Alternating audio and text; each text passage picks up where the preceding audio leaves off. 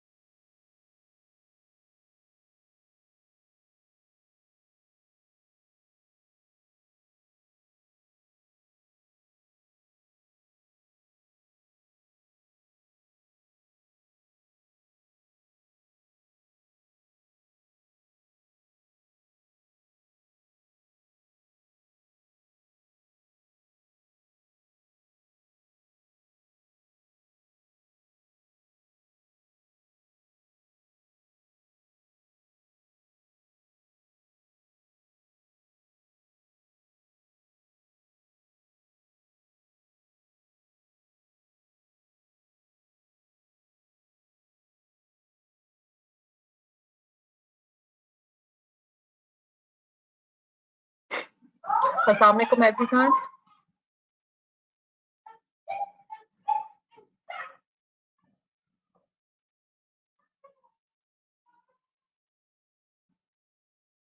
Hope you can hear me, I guess.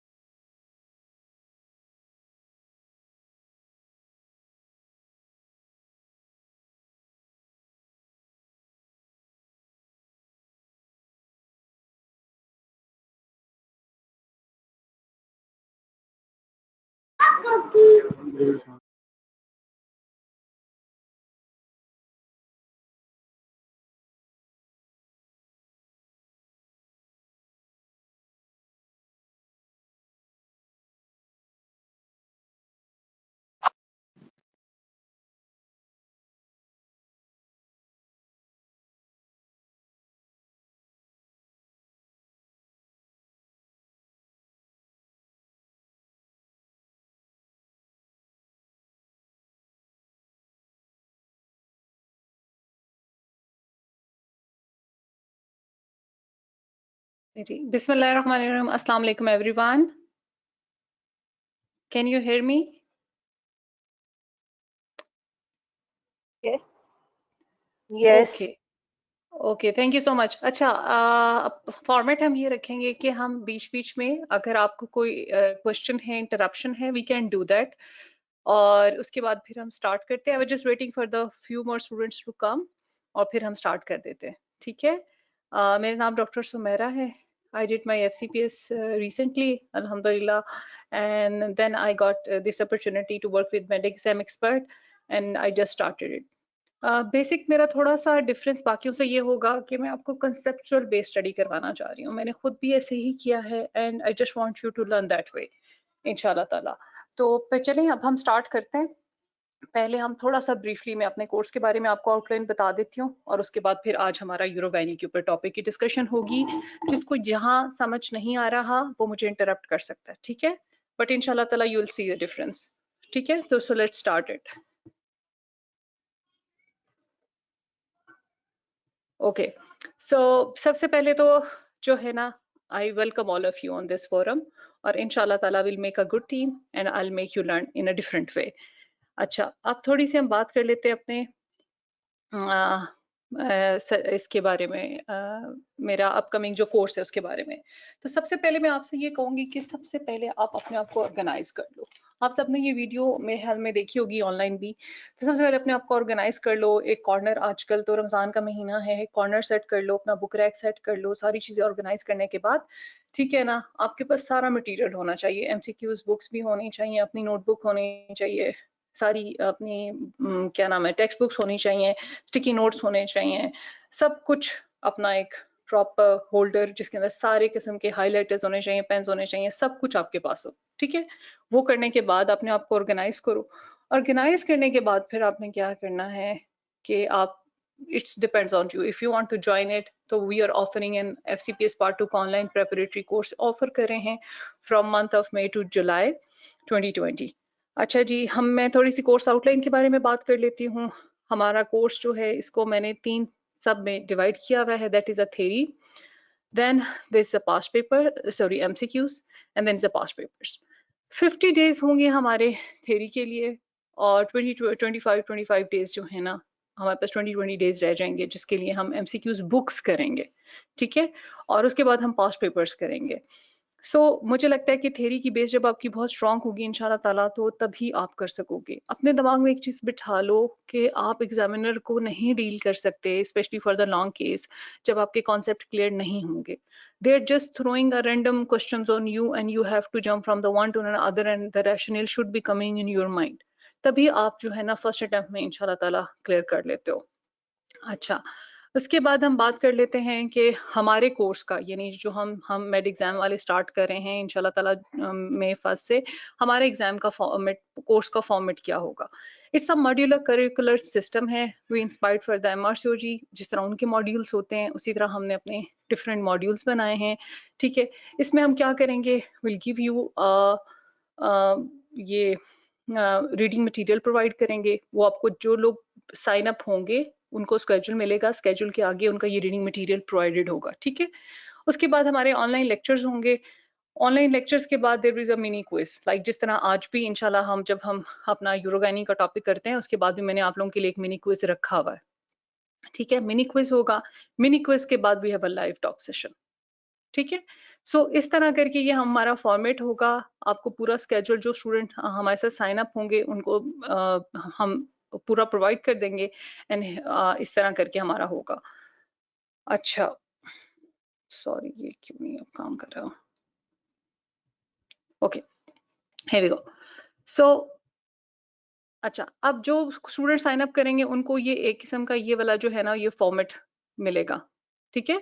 ये हमारा जो है ना स्केड्यूल फॉर्मेट है। ये देखें, पहले हमने ऑब्स्टेट्रिक का लिया है, इसको हमने प्रीनेटल ऑब्स्टेट्रिक्स और एंटीनेटल ऑब्स्टेट्रिक्स में डिवाइड किया हुआ है। इसमें हमारा जो प्रीनेटल है उसमें सारा कोर्स हम आपको ये कवर करवाएंगे, ठीक है। इन्वेसिव एंटीनेटल केयर क्या होता है, invasive non invasive prenatal diagnosis क्या है, स्क्रीनिंग क्या है, डाउन के लिए इंपॉर्टेंट क्या है, तो ये आपके सारे बड़े इंपॉर्टेंट SBAs आ जाते हैं, ठीक है। इसके ऊपर आपकी हमें आपके साथ पावर पॉइंट प्रेजेंटेशंस होंगी और उसके ऊपर हम डिस्कस करेंगे इंशाल्लाह ताला।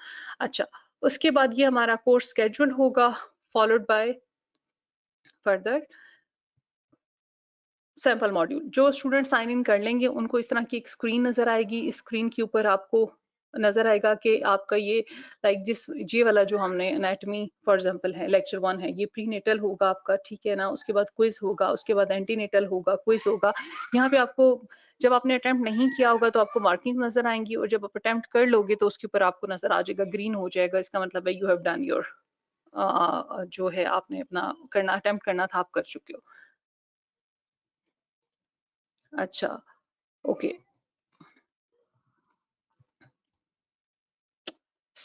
हमारे कोर्स के फीचर्स, सीलेंट फीचर्स यही हैं।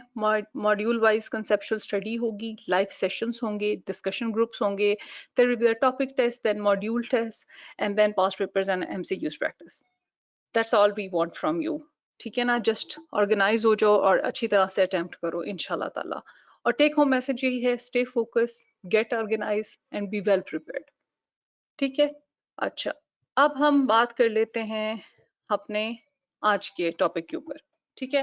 अच्छा, यूरोगायनेकोलॉजी मॉड्यूल जो है ना, it's one of the toughest module हमारे गायनी में। इसकी 3 रीजंस हैं। नंबर 1 कि हमें एनाटॉमी फिजियोलॉजी इतनी अच्छी आती नहीं होती। नंबर 2, हम बहुत ज़्यादा यूरोगायनी के पेशेंट्स को डील नहीं करते। और number 3, because we are not the decision maker, we always looking for our consultant to help us out कि जी अब क्या करना है, यूरोगायनी का ये पेशेंट आ गया तो क्या करना है, ठीक है। ऑब्वियसली इसे सब स्पेशलिटी है, ये हमारे उसमें आती नहीं है, लेकिन सबसे अच्छा अगर आपने पढ़ना है ना, तो सबसे अच्छा और precise organise along with NICE guidelines EBM में लिखा हुआ है, ठीक है। अच्छा, तो आज का हम सेशन स्टार्ट करते हैं।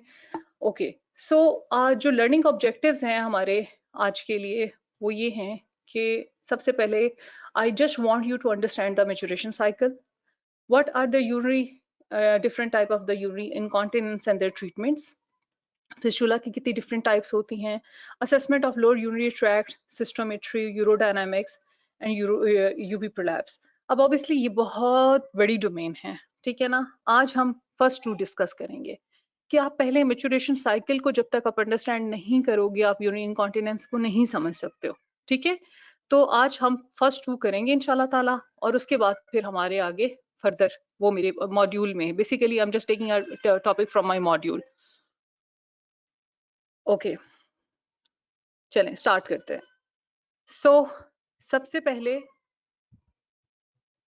मैच्योरेशन साइकिल, ठीक है। अब ये हम सबको पता है मैच्योरेशन की। अब मैं पहले तो थोड़ी सी ब्रीफली हम एनाटॉमी के ऊपर बात कर लेते हैं और उसके बाद फिर हम बात करेंगे इसकी फिजियोलॉजी के ऊपर। अगर आज आज आपने ये समझ लिया ना इंशाल्लाह ताला, तो you will see the difference कि आपको कभी प्रॉब्लम नहीं होगा इसको समझने के लिए। इनकॉन्टिनेंस कभी भी आपको मुश्किल नहीं लगेगा, ठीक है।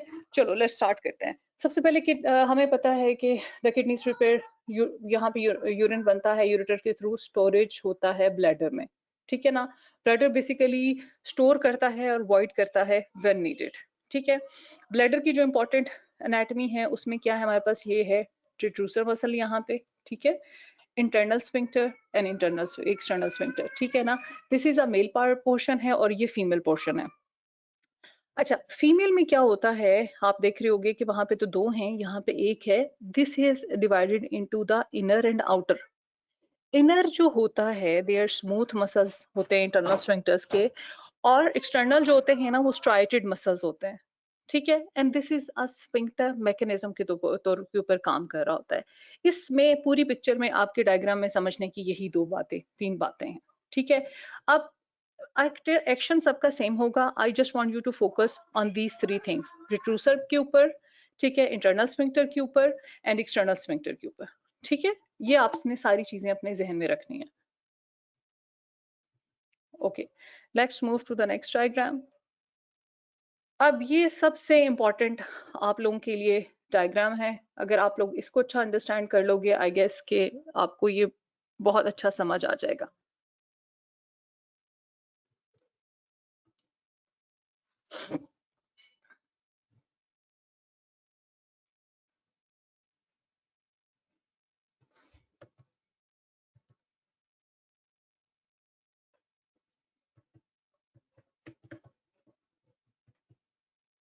ओके, सो अब ये सबसे वेरी इंपॉर्टेंट डायग्राम है, इसके ऊपर हम बहुत फोकस करेंगे और इसी के ऊपर हम मेन बात करेंगे, ठीक है।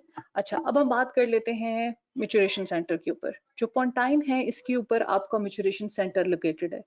दिस इज अ पॉन्स, ठीक है, जो कि हायर ब्रेन सेंटर में है, जो हमारी कॉर्टिकल इनहिबिशन कॉज करता है, ठीक है। इसके बाद हमें पता है कि दो तरह के सिस्टम्स होते हैं, एक होता है पैरासिम्पथेटिक, ठीक है जी, और एक होता है सिंपैथेटिक, ठीक है। और इसके बाद तीसरी नर्व है, दैट इज अपोडेंडल नर्व, जो कि हमारे वॉलेंट्री कंट्रोल में होती है। ठीक बात हो गई। तो हमारा जो हायर ब्रेन सेंटर है वो कहाँ पे है? पॉन्स में। पॉन्स के अंदर क्या होता है? मैच्योरेशन सेंटर होता है, ठीक है। उसके बाद हमारे पास दो सिस्टम्स हैं, सिंपैथेटिक है और पैरासिम्पैथेटिक है। अब पहले मैं बात करती हूँ सिंपैथेटिक की, ठीक है ना।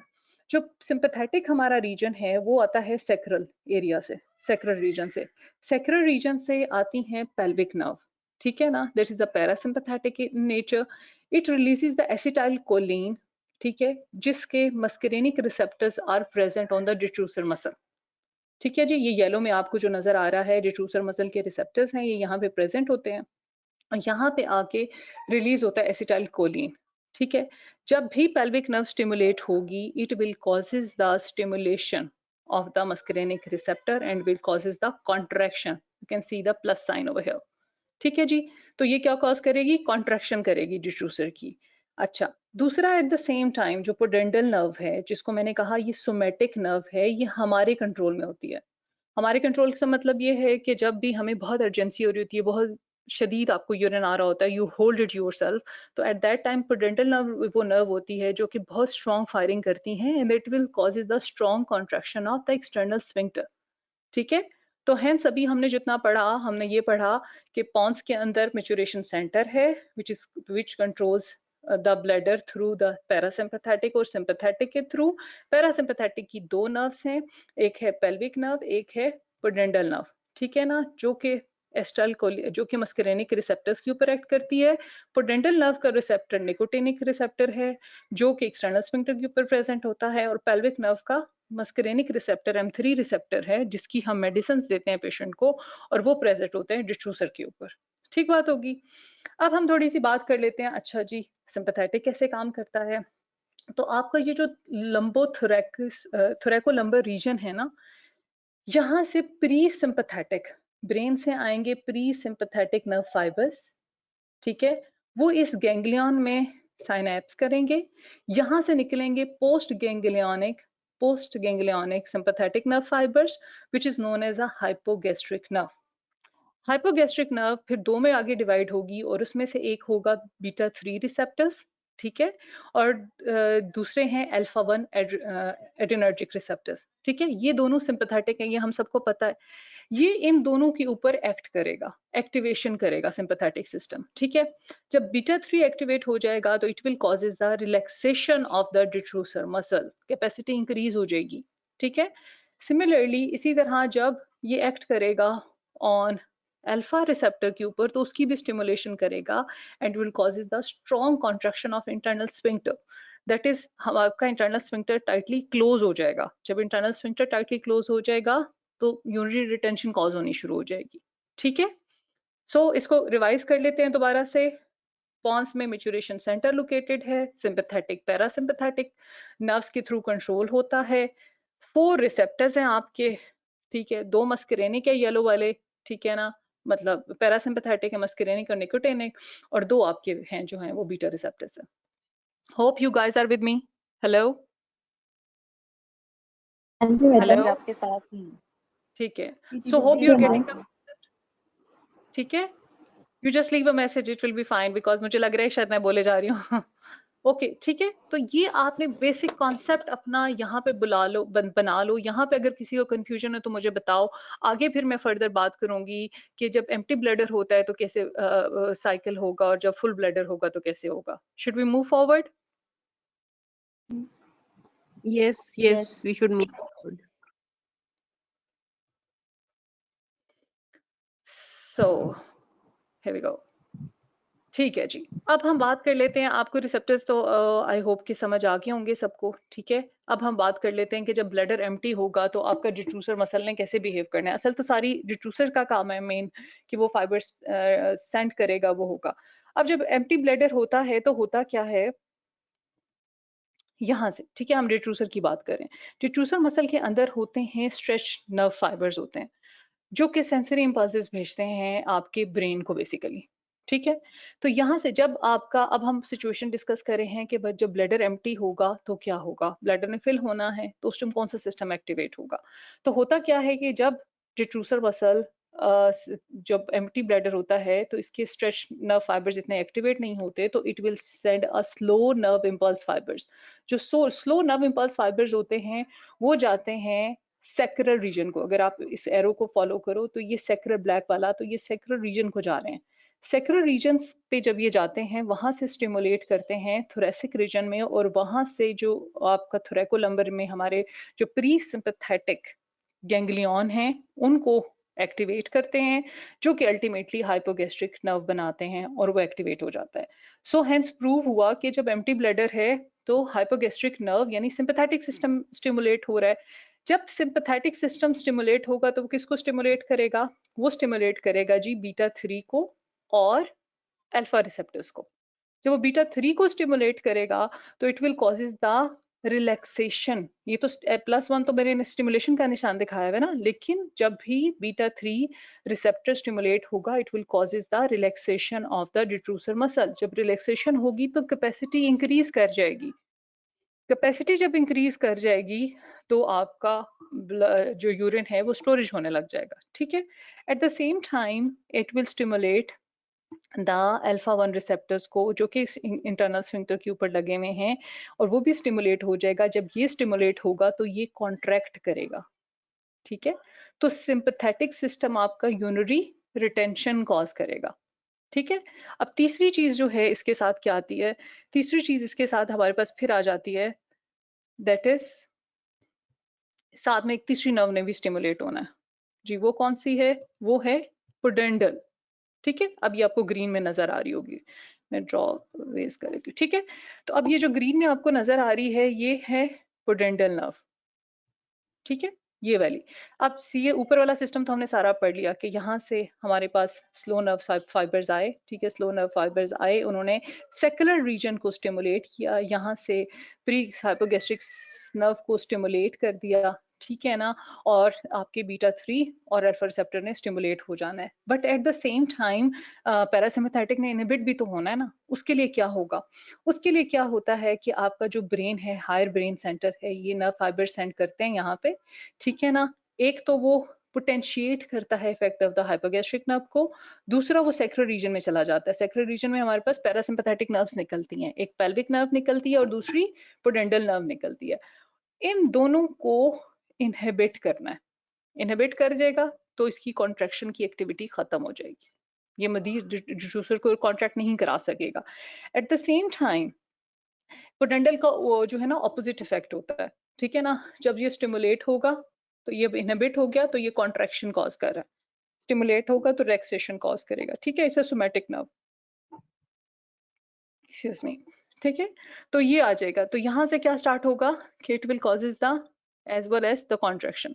तो इसने क्या किया, आपके पूरे जब एम्प्टी ब्लैडर था सेंसरी नर्व्स ने ब्रेन सेक्रल को किया, उसने पैरासिम्पैथेटिक को किया, बीटा 3 और अल्फा को स्टिमुलेट कर दिया, डिट्रूसर रिलैक्स हो गया, इंटरनल स्फिंक्टर अच्छी तरह स्ट्रांगली कॉन्ट्रैक्ट हो गया। At the same time higher brain centre से मैसेज आया और उसने आके पोडेंडल को भी एक्टिवेट करा दिया और कॉन्ट्रैक्शन कॉज कर दी, ठीक है।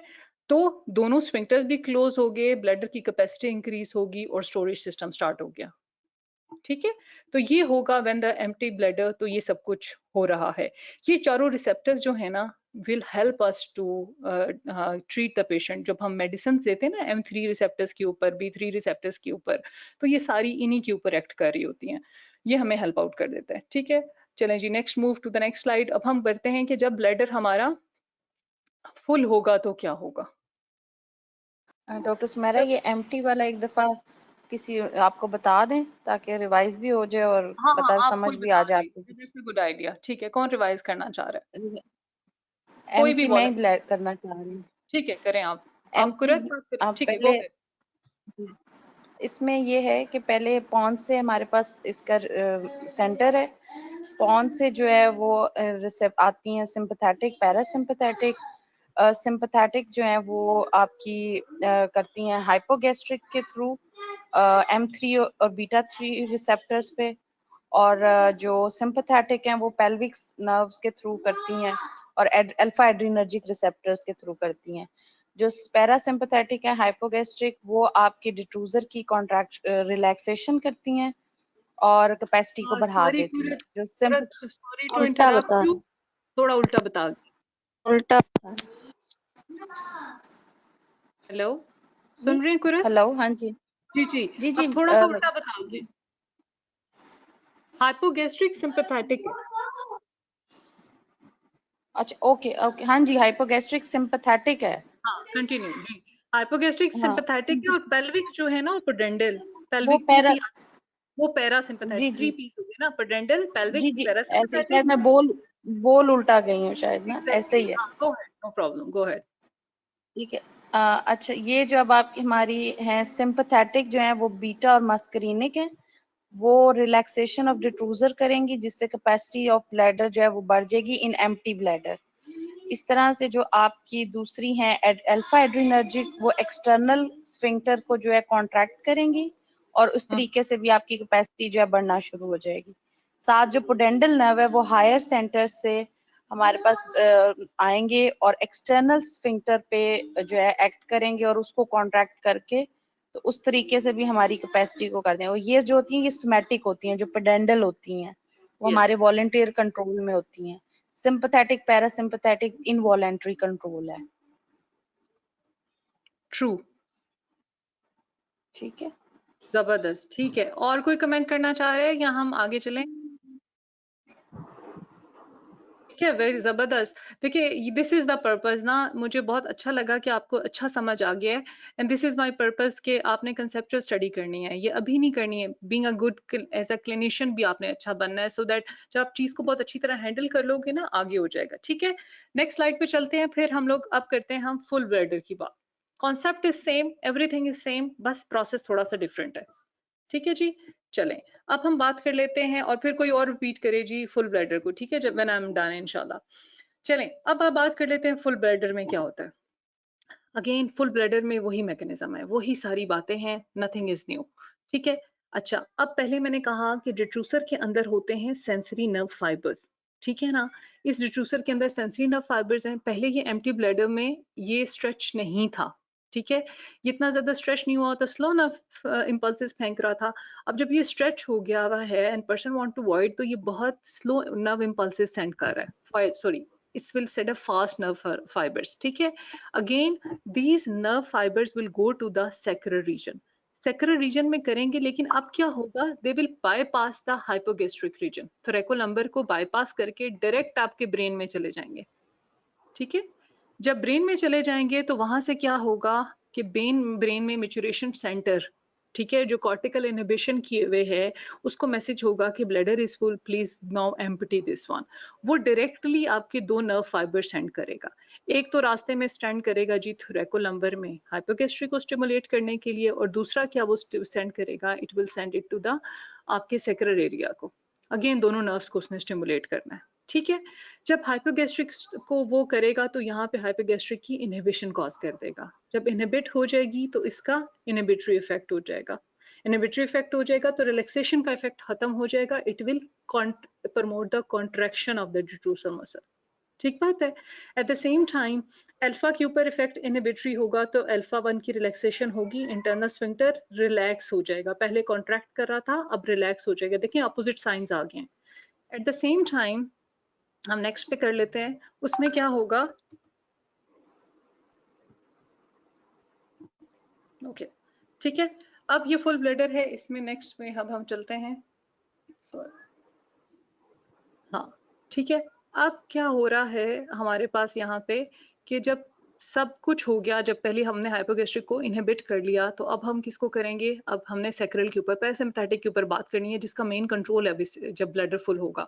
ठीक है, उसमें क्या होगा कि जब दो नर्व्स आई नीचे, तो ये दोनों पेल्विक, हमारी ये ऑरेंज वाली हमारी पेल्विक नर्व है, ठीक है, पैरासिम्पैथेटिक पेल्विक, पुडेंटल इज पैरासिम्पैथेटिक। तो ये स्टिमुलेट होंगी, आपका सैक्रल रीजन स्टिमुलेट होगा, यहाँ से नर्व फाइबर जाएंगे, मस्करेनिक को स्टिमुलेट करेंगे। जब मस्करेनिक स्टिमुलेट होगा, it will causes the contraction of the detrusor muscle. ठीक है, एट दैट सेम टाइम ये इसकी जो पुडेंटल नर्व है वो इनहिबिट होगी, इनहिबिशन होगी, and it will causes the relaxation of the external sphincter. ठीक है ना, और आपके दोनों स्फिंक्टर्स ओपन हो जाएंगे, ऊपर से डिट्रूसर कॉन्ट्रैक्ट करेगा, तो वॉइडिंग का प्रोसेस स्टार्ट हो जाएगा। And similarly it's a vicious circle, again जब एम्प्टी ब्लैडर होने लग जाएगा, तो जो एम्प्टी वाली पीछे हमने सारा डिस्कस किया था वो स्टार्ट हो जाएगा, and this is your maturation reflex how.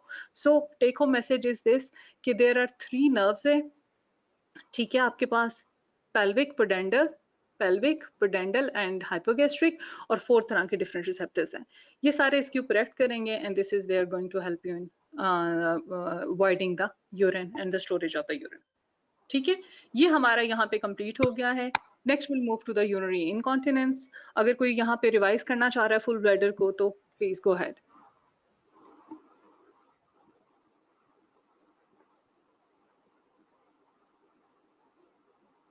Hello, hello, हाँ जी जी डॉक्टर आप सुमेरा, भी कुरत करना चाह इसमें रही हैं? जी जी चलें। इसमें ऑपोजिट सारी तीनों नर्व्स का ये होगा, जो आपका सॉरी पुडेंडल और पेल्विक, ये दोनों जो हैं ये एक्टिवेट करेंगी, एक्सटर्नल स्फिंक्टर को रिलैक्स करेंगी और डिट्रूजर की कॉन्ट्रैक्शन करेंगी। और इस तरह से, और दूसरी जो आपकी सिंपैथेटिक आ रही हैं, जो वो क्या करेंगी कि वो आपकी एक्सटर्नल पे जो अल्फा एड्रिनर्जिक हैं उन पे नेगेटिव इफेक्ट दे के उसको भी रिलैक्स करेंगी जी। ठीक है, और इस तरह से आपकी जो है वो फिर प्रोसेस शुरू हो जाएगा, मैच्योरेशन स्टार्ट। मैं सिर्फ यहाँ पे ये पूछना चाह रही हूँ कि जैसे अब हमें इस पे डिजायर हुई है और ये सारा प्रोसेस शुरू हुआ है, लेकिन जब हमें डिजायर हो रही होती है, स्टिल हम उसको कंट्रोल करना चाहते हैं, तो उसमें वही पुडेंडल नर्व का काम होगा कि हम उसको जब पेल्विक फ्लोर को भी कॉन्ट्रैक्ट कर लेते हैं, मतलब जैसे अर्जेंसी जो है, अर्जेंसी का प्रॉब्लम जब आता है, तो उसमें कौन सी नर्व, पुडेंडल नर्व फिर इन्वॉल्व होगी, एक्सटर्नल स्फिंक्टर का प्रॉब्लम होगा। एग्जैक्टली, देखिए आपका सारे का सारा जो है ना वो इनवॉलेंट्री, पैरासिम्पैथेटिक सिम्पैथेटिक हमारे कंट्रोल में तो नहीं है ना, वो तो ब्रेन कंट्रोल कर रहा है, वो इनवॉलेंट्री कंट्रोल है। जो वॉलेंट्री कंट्रोल है ना, मैंने आपको जैसे स्टार्ट में बताया, वो पुडेंडल नर्व ही कर रही है। जब आप कहती हैं ना, अक्सर हम बहुत यूरिन आ रहा है, वो हम जगह ढूंढ रहे होते हैं और बहुत जोर से अपने, पता है, हम कॉन्ट्रैक्ट कर लेते हैं, फिजियोलॉजिकल प्रोसेस है ये, ठीक है ना, हम उस टाइम मेरे पुडेंडल नर्व को फायर कर रहे होते हो आप, बिकॉज कि सब कुछ आ रहा है, बट दैट्स माय वॉलेंट, अल्लाह ताला ने उसके ऊपर हमारा वॉलेंट्री कंट्रोल दिया हुआ है कि मेरी सोशल अवेलेबिलिटी नहीं है, लीकेज ना हो जाए, वो ना हो जाए, मुझे बाथरूम अवेलेबल नहीं है। सो उस टाइम पुडेंडल नर्व, आपकी पेल्विक फ्लोर, ये सारे एक्ट कर रहे होते हैं, और एक्सटर्नल स्फिंक्टर ही स्ट्रांगली कॉन्ट्रैक्ट करता है, जिसकी वजह से फिर अवॉइड नहीं कर सकते। और प्रोबेबली यही मैकेनिज्म है जो केगल एक्सरसाइज में यूज हो रहा है इसको बिल्ड करने के लिए ड्यूरिंग स्ट्रेस इनकॉन्टिनेंस। एग्जैक्टली, देखिए स्ट्रेस का और ओएबी का डिफरेंट है ना, दोनों के मैकेनिज्म इंटायरली डिफरेंट है, तो इस वजह से। ठीक है, और कोई क्वेश्चन पूछना चाह रहा था आप में से? Sorry for the interruption. ठीक है, चलिए जी, अब हम नेक्स्ट स्ट्रेस चलते हैं। इनकॉन्टिनेंस जो है वो पुडेंडल के साथ रिलेटेड है, और ओवर एक्टिव ब्लैडर जो है वो इनवॉलेंट्री, यानी मस्करीनिक, सिंपैथेटिक, पैरासिम्पैथेटिक के साथ रिलेटेड है। You can say yes, intrinsic sphincter deficiency होती है उसमें, ठीक है, उसमें वन ऑफ द हाइपोथेसिस आगे मैं आपके साथ डिस्कस करती हूँ अभी, पिक्चर्स में भी और डायग्राम्स में भी, उसमें intrinsic sphincter deficiency is one of the reason, but उसकी जो मेन अगर आप बात करो ना, दैट्स नॉट स्फिंक्टर, उसका एक पार्ट है कॉजेज में स्फिंक्टर की डेफिशिएंसी होना, बट ओवरऑल वो जो है ना जब डिलीवरी के बाद आपके मसल बहुत ज्यादा रिलैक्स हो जाते हैं, जो स्फिंक्टर का कंट्रोल है, ब्लैडर नेक नीचे डिसेंड कर जाती है, बेसिकली उसकी वजह से इंट्रा एब्डोमिनल और यूरिथ्रल प्रेशर का डिफरेंस जो होता है ना, उसकी वजह से ये जो स्ट्रेस इनकॉन्टिनेंस है उसका मैकेनिज्म ये है। आगे हम डिस्कस करते हैं इंशाल्लाह, इसके बाद मेरी वही स्लाइड है। ठीक है जी, ठीक है, ओके जी, let's move to the next one in अब होप के ये डायग्राम अगर आप लोगों को समझ आ गई ना, तो आपको इनकॉन्टिनेंस इंशाल्लाह ताला मुश्किल नहीं लगेगा। चलें जी, नेक्स्ट मूव करते हैं। ठीक है जी, अब हम आज का टॉपिक डिस्कस ओवरऑल जो हमने स्टार्ट करना था वो ये है कि हम डिस्कस करना चाह रहे थे कि इनकॉन्टिनेंस अलॉन्ग विद दैट, क्योंकि ये बेसिक मेरा मैच्योरेशन साइकिल करने का मकसद ही यही था कि आप लोगों को इनकॉन्टिनेंस इसके साथ अच्छी तरह समझ आ जाए। ठीक है, अब आप लोगों को ये तो समझ आ गया कि हम कॉन्टिनेंट होने के लिए अल्लाह ताला ने आपका पैरासिम्पैथेटिक सिंपैथेटिक रखा हुआ है, पेडेंटल नर्व रखी हुई है, अगर वो सब अच्छे काम कर रहे हैं तो यूर कॉन्टिनेंट, आपका यूरिन नहीं निकलता। ऐसी कोई भी complaint according to the urinary incontinence society, international society के मुताबिक, the complaint of any involuntary leakage of urine is known as incontinence. ठीक है ना, इसको आगे हमने फर्दर डिवाइड कर लिया है कि डिफरेंट क्लासिफिकेशन के ऊपर बात कर लेते हैं। So it is different types हैं। ठीक है जी, टाइप ऑफ इनकॉन्टिनेंस क्या है? अर्ज, स्ट्रेस, ओवरफ्लो, फंक्शनल। ठीक है, इसमें मैं जरा थोड़ा फास्ट ट्रैक जा रही हूँ। बुक मैंने आपको रिकमेंड कर दी है ईबीएम और टेन टीचर, आप दोनों को प्रिसाइज करिएगा, आप देखिएगा आपके कितने अच्छे कॉन्सेप्ट, इससे ज्यादा हमारे लेवल पे नहीं चाहिए क्योंकि इट्स अ सब स्पेशलिटी। ठीक है ना, तो आप करें उस पे ऊपर इंशाल्लाह ताला, अगर आज ही आप इस चैप्टर को कर लेंगे तो it will be close incontinence का इंशाल्लाह। ओके, अर्ज की जैसे अभी खुरत ने और मैंने बात की कि शदीद किस्म के डिजायर होना कि आप यूरिन को होल्ड ही नहीं कर सकते और on the way to the bathroom leak हो जाता है, यूजुअली एल्डरली में होता है, तो इस अर्ज कहते हैं। ठीक है, शदीद डिजायर होने को अर्ज कहते हैं और निकल जाने को यानी लीक हो जाने को अर्ज इनकॉन्टिनेंस कहेंगे। ठीक है ना, अब स्ट्रेस इनकॉन्टिनेंस क्या होता है कि आप एक्सरसाइज कर रहे थे, कॉफ कर रहे थे, ठीक है ना, there is laughing, sneezing, common activities में आपके स्ट्रेस होने की वजह से स्ट्रेस था, यानी इंट्रा एब्डोमिनल प्रेशर ज्यादा हो गया आपके यूरिथ्रल प्रेशर से, जिसकी वजह से स्ट्रेस हो गया और आपका यूरिन लीक कर गया। So you have to find out what is the reason. ठीक है, यूटीआई भी हो सकता है, ये मैरिड में ज्यादा होता है, एंड देन आगे सो ऑन हम डिस्कस करते हैं। ओवरफ्लो में ये जो है ये ज्यादा अब आपके ब्लैडर, डिस्टेंडेड ब्लैडर होने की वजह से होता है, यानी ऐसी कोई चीज जो ऑब्स्ट्रक्शन कर रही है, लाइक बिनाइन प्रोस्टेटिक हाइपरट्रॉफी में जब आप जो है वो बीपीएच हो जाता है पेशेंट्स को, तो मेल्स में स्पेशली, तो वो ऑब्स्ट्रक्शन कॉज कर ले, इसकी वजह से पीछे रिटेंशन हो जाती है, वो ओवरफ्लो इनकॉन्टिनेंस हो रही होती है। ठीक है, फंक्शनल्स क्या है कि जी अनफॉर्चुनेटली पेशेंट जो है वो बेड रिडन है, मोबिलिटी प्रॉब्लम है, आर्थराइटिस है, स्ट्रोक का पेशेंट है, तो उनको उसकी वजह से उसको प्रॉब्लम हो सकता है। ओके, अब हम बात कर लेते हैं सिम्टम्स की। यूरिनरी सिम्टम्स को जब भी हमने एक पेशेंट देखना है, आप ओपीडी में बैठे हुए हो, आपने एक इनकॉन्टिनेंस का पेशेंट देखना है, तो आपने अपने जहन में क्या क्या बातें रखनी है, अब आपको वो चीज करनी है।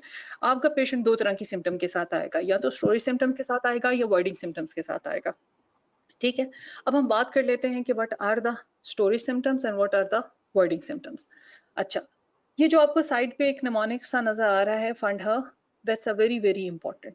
ठीक है ना, ये आपकी हिस्ट्री टेकिंग में जब आप पेशेंट की यूवी प्रोलैप्स की हिस्ट्री ले रहे होते हैं, क्योंकि यूरी तो हम अलग से नहीं पूछते, उसमें बहुत ज्यादा इंपॉर्टेंट है। ठीक है ना, इसको मैं डिस्कस कर लेती हूँ, पहले हम स्टोरेज सिम्टम्स की बात कर लेते हैं। अगर किसी पेशेंट को या किसी पर्सन को या फीमेल को एक दिन में 7 दफा से ज्यादा according to NICE guidelines bathroom जाना पड़ता है, यूरिन आता है, this is known as frequency. रात के टाइम अगर एक टाइम से ज्यादा और अगर 70 से ज्यादा है, 2 टाइम से ज्यादा, तो इट्स नोन एज सॉरी, उसको रात के टाइम को भी फ्रीक्वेंसी में ही काउंट करते हैं। ठीक है, अर्जेंसी है कि शदीद किस्म की डिजायर होना। ठीक है, अर्ज इनकॉन्टिनेंस है कि शदीद यूरिन के डिजायर होने के साथ लीक भी हो जाना। स्ट्रेस इनकॉन्टिनेंस ड्यूरिंग आपके कफ स्नीजिंग और इसके दौरान हो जाना, रात के टाइम आपका अगर बेड वेटिंग हो जाती है, तो this is known as nocturnal enuresis. इसके साथ ही मैं आपसे बातें कर लेती हूँ फंडहर का निमोनिक। जब आप पेशेंट की यूवी प्रोलैप्स की हिस्ट्री ले रहे होते हैं तो आपने इन सारी चीजों को बहुत ध्यान में रखना होता है, ठीक है। आप पेशेंट से पूछोगे कि आप कितनी दफा वॉशरूम जाते हो, दिन में कितनी दफा जाना पड़ता है आपको, वॉशरूम जाते जाते पेशाब तो नहीं निकल जाता, रात के टाइम आपको तो पेशाब नहीं निकल जाता, ठीक है, पेशाब जल जल के या बार बार रुक रुक के तो नहीं आता, ठीक है, पेशाब करने के बाद आपको ऐसा तो नहीं महसूस होता कि आप इनकम्प्लीट एम्पटिंग है, ठीक है, और आपके पेशाब ये तो नहीं होता कि आपको पेशाब रुक जाए, ठीक है। So you have to be bring yourself to the patient level, और ये आपने इसी तरह से अपने सीक्वेंस हिस्ट्री में क्वेश्चन पूछने हैं, ठीक है ना। यहाँ पे जस्ट एक आपको साथ में कोरिलेट करने का मकसद सिर्फ मेरा इतना था कि आप लोगों को ये निमोनिक याद रह जाए कि फंडहर आपने पूछना होता है, ठीक है। अच्छा, अब ये जो वॉइडिंग सिम्टम्स हैं, again they are more prominent in males because of the benign prostatic hypertrophy, not in females. लेकिन उनमें hesitancy और terminal dribbling हो सकती है, but not that prominent. So next हम आगे क्या बात करते हैं, ठीक है, सिम्टम्स आगे। अच्छा, अब कॉजेज ऑफ यूरिनरी इनकॉन्टिनेंस का निमोनिक है, यूरोलॉजी में बहुत कॉमनली यूज होता है, तो आई सेड कि चले मैं आपके साथ भी शेयर कर लूँ, इट्स डायपर्स के नाम से है, ठीक है। इसमें क्या डिलीरियम, द पर्सन जो अपने सेंसेस में नहीं है, वो is not able enough to make his or her own decision, delirium की फेस में है, ठीक है ना, जिसे हम मजजूब या कहते हैं कि इसका दिमाग सही काम नहीं करता, ठीक है, डिलीरियम हो पेशेंट को, या इसके बाद इन्फेक्शन ऑफ ब्लैडर और यूरिथ्रा, यूटीआई हुआ, वो atrophic vaginitis is also cause incontinence की, और the patient is taking alcoholic, caffeine और आर्टिफिशियल स्वीटनर्स अगर ले रहा है, एंड देन एक्सेसिव एक्सक्रीशन है, रिस्ट्रिक्टेड मोबिलिटी है, एंड स्टूल इंफेक्शन है। सो दीज आर ऑल जो है ना पेशेंट की diapers is a mnemonic for the causes of incontinence. अब हम बात कर लेते हैं स्टेप बाय स्टेप अपने दोनों के ऊपर, प्रेवलेंस के ऊपर। अच्छा जी, जो प्रेवलेंस है ओवरऑल इनकॉन्टिनेंस की 4% होता है मल्टी में, 2.7% होता है प्राइमी में, ठीक है जी। अच्छा, अब ये वाला जो है ये आपका सिंगल बेस्ट आंसर्स का बहुत इंपॉर्टेंट क्वेश्चन है कि इनकॉन्टिनेंस में सबसे ज्यादा कौन सा होता है, ठीक है। 50% जो है वो स्ट्रेस होता है, और 11% जो होता है वो अर्ज इनकॉन्टिनेंस होता है, ठीक है। सो अर्ज का देखें यहाँ बहुत कम होता है।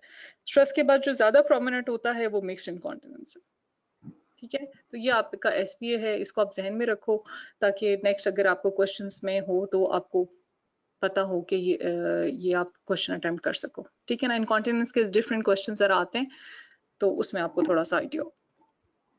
रिस्क फैक्टर्स है जी, एज है, रेस है, एज के साथ ऑब्वियसली इंक्रीज होता है, वाइट्स में ज्यादा होता है as compare to African, pregnancy, childbirth, menopause, ये 5 इसके रिस्क फैक्टर्स है।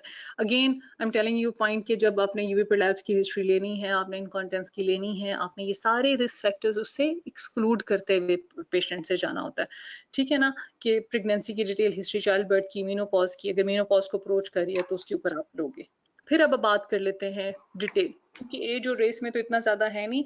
थर्ड रिस्क फैक्टर जो प्रेगनेंसी का है, ये भी स्ट्रेस इनकॉन्टिनेंस का बहुत बहुत इंपॉर्टेंट रिस्क फैक्टर है कि even after the delivery, pregnancy में तो ये साइन एंड सिम्टम्स बिल्ड होने शुरू होते हैं, लेकिन ये प्रेगनेंसी डिलीवरी के बाद भी पेशेंट में कंटिन्यू रहती है, ठीक है।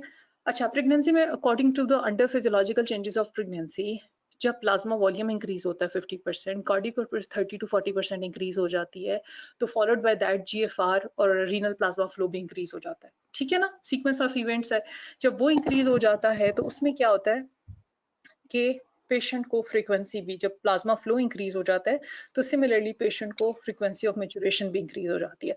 फर्स्ट और सेकेंड ट्राइमेस्टर में जो है ये 60% होता है, थर्ड ट्राइमेस्टर में 81% होता है, और ओवरऑल प्रेगनेंसी में 90% फीमेल जो हैं वो कंप्लेंट करती हैं कि हमें फ्रीक्वेंसी ज्यादा हो गई है, और 4% जो है ना वो नॉक्चूरिया की कंप्लेंट करते हैं। अच्छा, अब जो अर्ज है वो कहते हैं कि सिर्फ स्ट्रेस नहीं होता, अर्ज इनकॉन्टिनेंस भी हो जाती है, ठीक है ना, और 60% जो है ना वो पेशेंट को अर्जेंसी हो जाती है। उसके बाद ओवरऑल डिट्रूसर जो एक्टिविटी अगर की बात करो तो वो 24% हो जाती है, बट स्ट्रेस जो है वो इनकॉन्टिनेंस मोर कॉमन है, ठीक है। और 12% में, जब भी मैंने आपको बात बताई कि 12% में आफ्टर द डिलीवरी ठीक है ना, वो रह भी जाती है। मतलब मैंने जैसे आपको बताया ना, डिलीवरी के बाद भी स्ट्रेस इनकॉन्टिनेंस डेवलप कर लेते हैं, फिर हम उनको एडवाइस करेंगे कि व्हाट टू डू।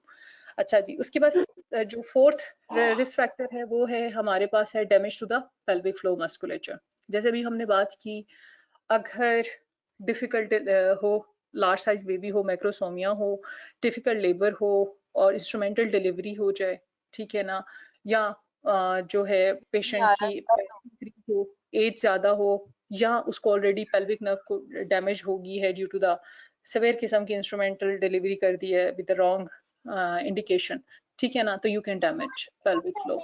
ठीक है, वो यू विल बेटा कोलैप्स। उसमें नहीं आ रही ना, क्लास खराब हो रही है, वो लाइव आवाज नहीं क्लास आ है, रही? वो नहीं आ रही। हेलो जी, आवाज आ रही है आप सबको? जी ओके अच्छा, अब जी क्या आ है रही है। इनकॉन्टिनेंस प्लीज का जो प्रोसीड, प्लीज प्रोसीड।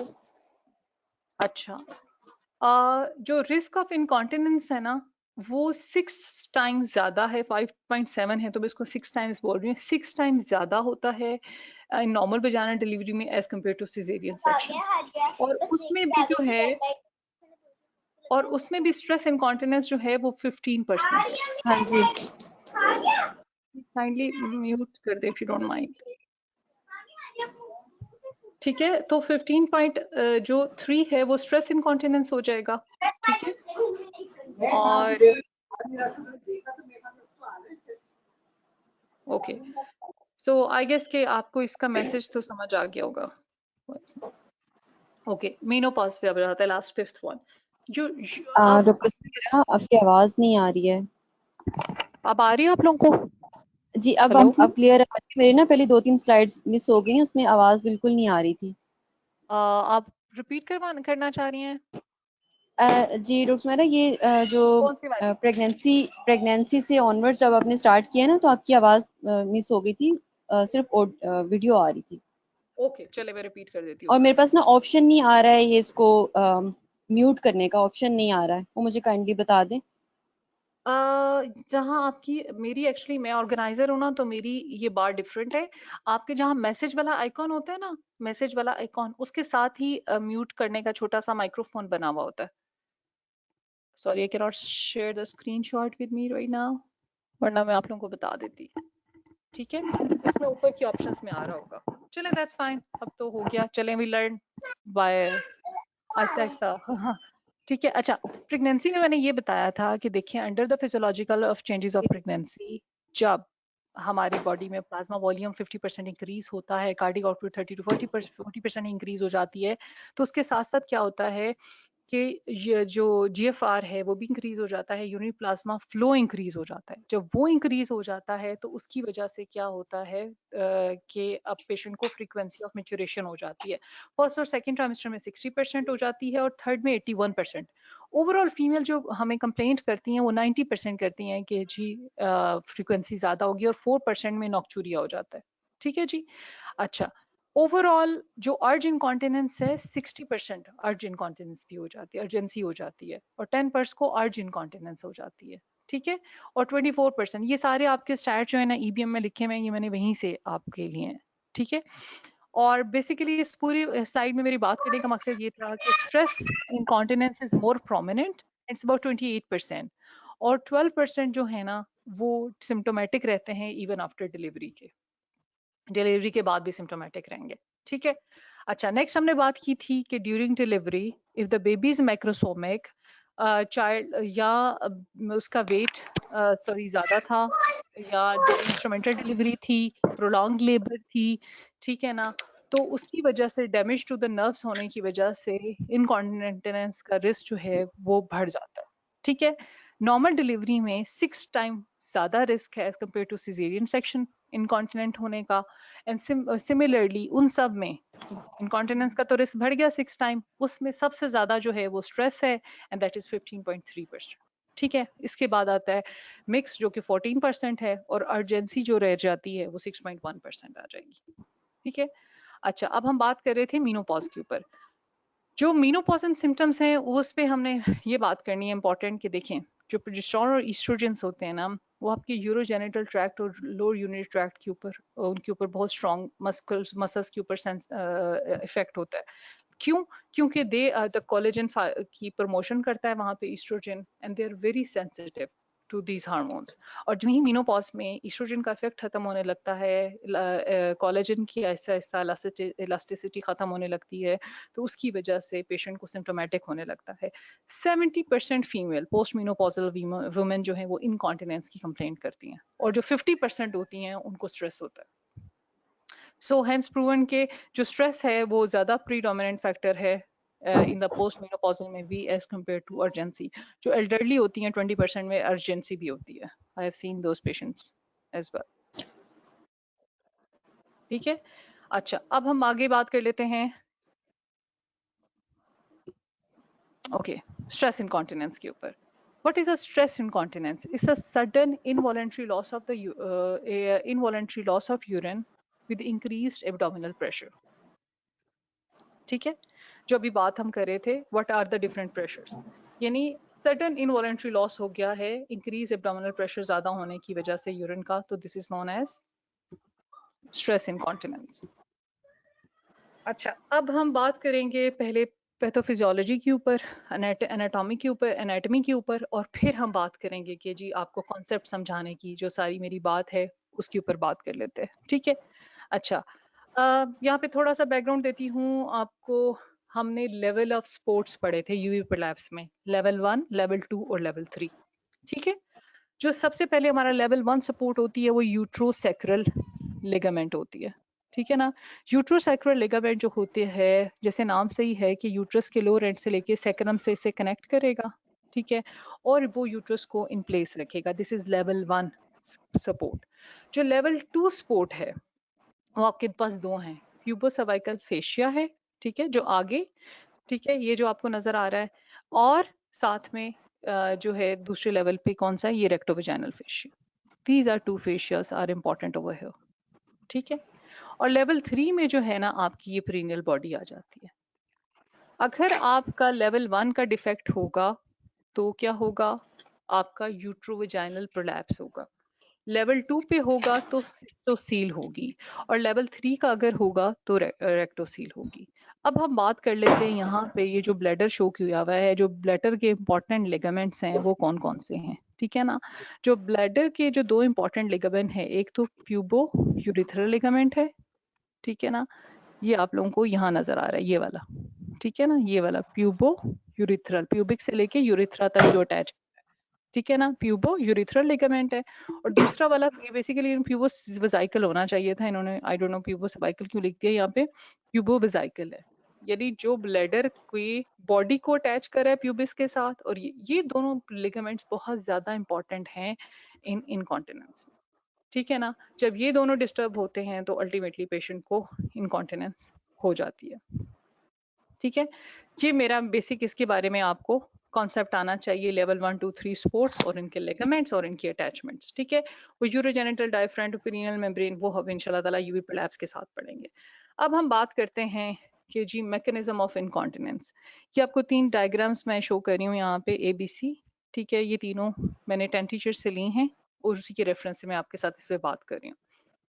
पहली है नॉर्मल फिजियोलॉजिकल चेंजेस के बारे में बात करें। ठीक है, जब increase abdominal pressure during cough, sneeze and laugh जो होता है वो ट्रांसमिट होता है टू द ब्लैडर। ठीक है, नीचे आपको इन्होंने पेल्विक फ्लोर यहाँ मसल्स दिखाए हैं और ये बीच में ब्लैडर नेक है। ब्लैडर नेक अपनी जगह के ऊपर है। ठीक है, ये ब्लैडर नेक है, ये अपनी जगह के ऊपर है। जब भी प्रेशर इंक्रीज होता है तो वो इक्वली डिस्ट्रीब्यूट होता है to the neck area and to urethra. ये आपका यूरिथ्रा है। ठीक है, और यूरिथ्रल स्फिंक्टर है जो भी हम जिसकी हमने अभी बात की है, ये वाला। ठीक है, अच्छा जब भी इंक्रीज एब्डोमिनल प्रेशर होता है वो इक्वली डिस्ट्रीब्यूट होता है, नेक उसको सपोर्ट करती है और पेशेंट को इनकॉन्टिनेंस नहीं होती है। ठीक है, यहाँ पे आप देख सकते हैं कि bladder neck was well supported above the pelvic floor in the abdomen. ठीक है, अब होता क्या है कि जब आफ्टर द प्रेगनेंसी और डिलीवरी, चाइल्ड बर्थ के बाद जब पेल्विक फ्लोर का डैमेज हो जाता है या इंट्रिंसिक स्फिंक्टर डेफिशिएंसी हो जाती है तो उसमें क्या होता है पेशेंट को कि वो इनकॉन्टिनेंट हो जाता है। ठीक है, उसमें आपने ये देखा होगा कि ये जो ब्लैडर नेक है ये अपनी जगह से नीचे चली गई है। जब वो पेल्विक फ्लोर से नीचे चली जाती है तो जब प्रेशर आता है तो वो प्रेशर उसकी सस्टेन नहीं कर पाता, वो इक्वली डिस्ट्रीब्यूट नहीं होता टू द ब्लैडर नेक और नीचे यूरिथ्रा की तरफ से, और लीकिंग स्टार्ट हो जाती है। ठीक है, so this is the picture for the pelvic stress incontinence की ये पिक्चर है कि जब भी चाहे पेशेंट को मैस फाइब्रॉइड है, प्रेगनेंसी है, असाइटीज हैं, कॉफ है, सीओपीडी का पेशेंट है, ठीक है, जब इंटर एब्डोमिनल प्रेशर आपके यूरिथ्रल प्रेशर से ज़्यादा होगा, ठीक है, और वो इक्वली ट्रांसमिट नहीं होगा, neck of the bladder has been descend down, तो इक्वली डिस्ट्रीब्यूट नहीं होगा, तो वो लीकेज स्टार्ट हो जाएगी क्योंकि नेक की सपोर्ट ही नहीं रही। जब आपने देखा होगा जब हम एपी रिपेयर करते हैं हम कैली सूचर लगाते हैं, तो कैली सूचर्स हम क्या लगा रहे होते हैं, हम ब्लैडर नेक को सपोर्ट करने के लिए वो जो साथ का हमारा पैरा यूरिथ्रल और जो एरिया होता है उसको करने के लिए वहां पे कैली सूचर लगा देते हैं, नेक जो ब्लैडर नेक होती है उसको ऊपर कर देते हैं, और स्ट्रेस इनकॉन्टिनेंस पेशेंट की जो है ना काफी हद तक वो सॉल्व हो जाती है, हद ठीक हो जाती है, क्योंकि अभी हमने बात की कि 50% पेशेंट जो होते हैं पोस्ट मेनोपॉजल वो स्ट्रेस के साथ प्रेजेंट कर रहे होते हैं। ठीक है, अच्छा अब नीचे वाली पिक्चर जो है ना यहीं पे डिस्कस कर लेते हैं ये यूजर ओवर एक्टिविटी को। अब इसके एरोज आप देखो ये इनसाइड है, ठीक है ना, इसका मतलब दिखा रहे हैं कि प्रेशर बाहर से नहीं है, प्रेशर अंदर से बिल्डअप हो रहा है कि डिट्रूजर बिला वजह कॉन्ट्रैक्ट कर रहा है। ठीक है, क्योंकि जिस फॉर एग्जांपल उसके एसिटाइल जो उसका मस्करेनिक रिसेप्टर्स है वो ज्यादा सेंसिटिव हो गए हैं एसिटाइल कोलिन को somehow due to some reason. ठीक है जी, या तो न्यूरोजेनिक है, मायोजेनिक है, जो भी रीजन है उसकी वजह से वो इंक्रीज हो गया है। तो उसकी वजह से क्या होता है कि जब प्रेशर है या डिट्रूजर अननेसेसरीली कॉन्ट्रैक्ट करता है sometime when the bladder is full, तो पेशेंट इनकॉन्टिनेंस हो जाते हैं, लीकेज हो जाती है। ठीक है, इसके साथ साथ और लीकेज तभी होगी जब आपका पेल्विक फ्लोर वीक होगा। ठीक है, समझ आ गई। अब हम नेक्स्ट पे आगे डिस्कस करते हैं कि ये है, यहाँ तक आपको स्ट्रेस इनकॉन्टिनेंस होपफुली की समझ आ गया होगा। ओके, अच्छा अब स्फिंक्टर यूरिथ्रल स्फिंक्टर वीकनेस, अभी हमने बात की थी लास्ट में कि मोस्ट केसेस में जो स्फिंक्टर की यूरिथ्रल स्फिंक्टर की जो वीकनेस होती है ना वो मोस्ट इंपॉर्टेंट कॉज होती है हाइपरमोबिलिटी की। ठीक है जी, pelvic floor and ligaments cannot retain the urethra in position and it falls through the urogenital hiatus during the increase in the abdominal pressure, leading to the loss of the pressure transmission to the urethra and hence leakage of the urine। ठीक है, जो मैंने आपको बात समझाई है वही अभी इसकी वो थी। अच्छा, इसके अलावा क्या क्या हो सकता है, failure of the supporting structure such as pubourethra and pubovesical ligament, failure of intrinsic sphincter mechanisms।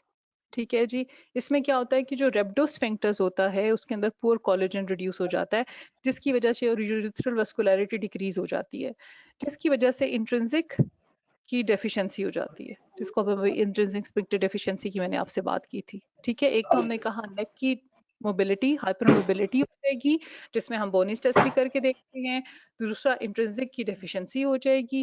ठीक है ना, वो क्या है कि पुअर कोलेजन होने की वजह से कि उसका कोलेजन ठीक नहीं है जिसकी वजह से रेब्डोस्फिंक्टर का, ठीक है, जिसकी वजह से इंट्रिंसिक स्फिंक्टर डेफिशिएंसी हो जाती है। और थर्ड वन क्या है कि the failure of the extrinsic sphincter mechanism as a result of the weakness of damage to the pelvic floor। ठीक है ना, तो अगर आप इसको तीन लेवल में डिवाइड कर लो कि ऊपर वेसिकल लिगामेंट है, दूसरा इंटरनल स्फिंक्टर की प्रॉब्लम है, तीसरा एक्सटर्नल स्फिंक्टर की प्रॉब्लम है। ठीक है ना, जब ये सारे इस तरह करके होंगे तो ऑटोमेटिकली फिर आप जो है वो इनकॉन्टिनेंस के यही तीन मैकेनिज्म है। अब बात कर लेते हैं रिस्क फैक्टर्स के ऊपर। ऑलमोस्ट हम कर ही चुके हैं लेकिन इसको मैं आपको डिवाइड कर देती हूँ कि कौन कौन से रिस्क फैक्टर्स हैं जो पेल्विक फ्लोर डैमेज करेंगे और कौन कौन से जो है ना वो प्रेशर इंक्रीज करेंगे। तो इसमें बात कर लेते हैं like obesity, connective tissue problem, chronic cough. ठीक है ना, और ये सारे फैक्टर्स ऐसे हैं जो कि पेशेंट का इंक्रीज करेंगे एब्डोमिनल प्रेशर को। ठीक है ना, इंक्रीज करेंगे प्रेशर को। अब जो ये मल्टीपैरिटी है, फोर्सेप डिलीवरी है, ट्रॉमा है, ये है damage to the pelvic floor. ठीक है ना, ये वाले आ जाएंगे हमारे पास damage to the pelvic floor कि फोर्सेप डिलीवरी हुई, पेरिनियल ट्रॉमा हो गया, लॉन्ग लेबर थी, एपिड्यूरल एनाल्जेसिया था, मैक्रोसोमिक बेबी था, ठीक है ना, और बाकी तीनों फैक्टर्स आ जाते हैं कि मल्टीपैरिटी थी, मल्टीपैरस की होने की वजह से भी उसकी इलास्टिसिटी बढ़ जाएगी, रिलैक्स हो जाएगी बॉडी, उसका पेल्विक फ्लो, और पोस्ट मेनोपॉज और इंक्रीजिंग एज, ठीक है ना। तो इंक्रीज इसको आप 3 कैटेगरीज में डिवाइड कर लो कि जो ऐसे कौन से फैक्टर रिस्क फैक्टर हैं जो कि इंक्रीज करते हैं इंट्रा एब्डोमिनल प्रेशर को, पेल्विक फ्लोर डैमेज कौन कौन से फैक्टर्स करते हैं, एंड देन मल्टीपैरिटी भी उसी में ही आ जाएगा, increase age and menopause are the third ones. अच्छा जी, आगे हम बात कर लेते हैं मैनेजमेंट। अब हमने मैनेज कैसे करना है, ऑब्वियसली हमने अपने पेशेंट को आ तो गया हमारे पास, हमने मैनेज भी करना है। सो इसकी मैनेजमेंट जो है स्ट्रेस इनकॉन्टिनेंस की पहले है कंजर्वेटिव लाइफस्टाइल मॉडिफिकेशन, ठीक है ना। पेल्विक फ्लोर एक्सरसाइज सबसे पहले हम पेशेंट को एडवाइस करते हैं, ठीक है। उसके बाद है बायोफीडबैक है, इलेक्ट्रिकल स्टिमुलेशन है, विजाइनल कोन है, यूरिथ्रल डिवाइसेस है। थोड़ा सा मैं आपके सबसे जो इसमें इंपॉर्टेंट कंजर्वेटिव में है ना वो है PFMTs, ठीक है ना। ये नाइस भी रिकमेंड करती है कि आपने पेशेंट को, अच्छा पेल्विक फ्लोर एक्सरसाइज आपने पेशेंट को बतानी कैसे है, ठीक है। जब भी पेशेंट आपके पास आएगा आपने कहना है कि 10 दफा तो उन्हें एक्सरसाइज करनी है, 10 टाइम मतलब 10 दफा एक वक्त में, TDS में हम कहते हैं ना दिन में 3 दफा करनी है और हर दफा 10 दफा करनी है।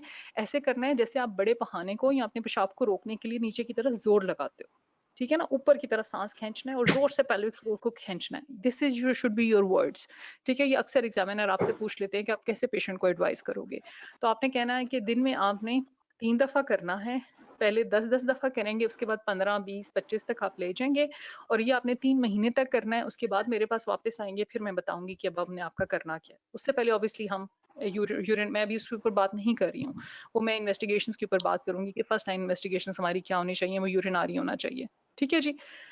उसके बाद आ जाएगा बायोफीडबैक।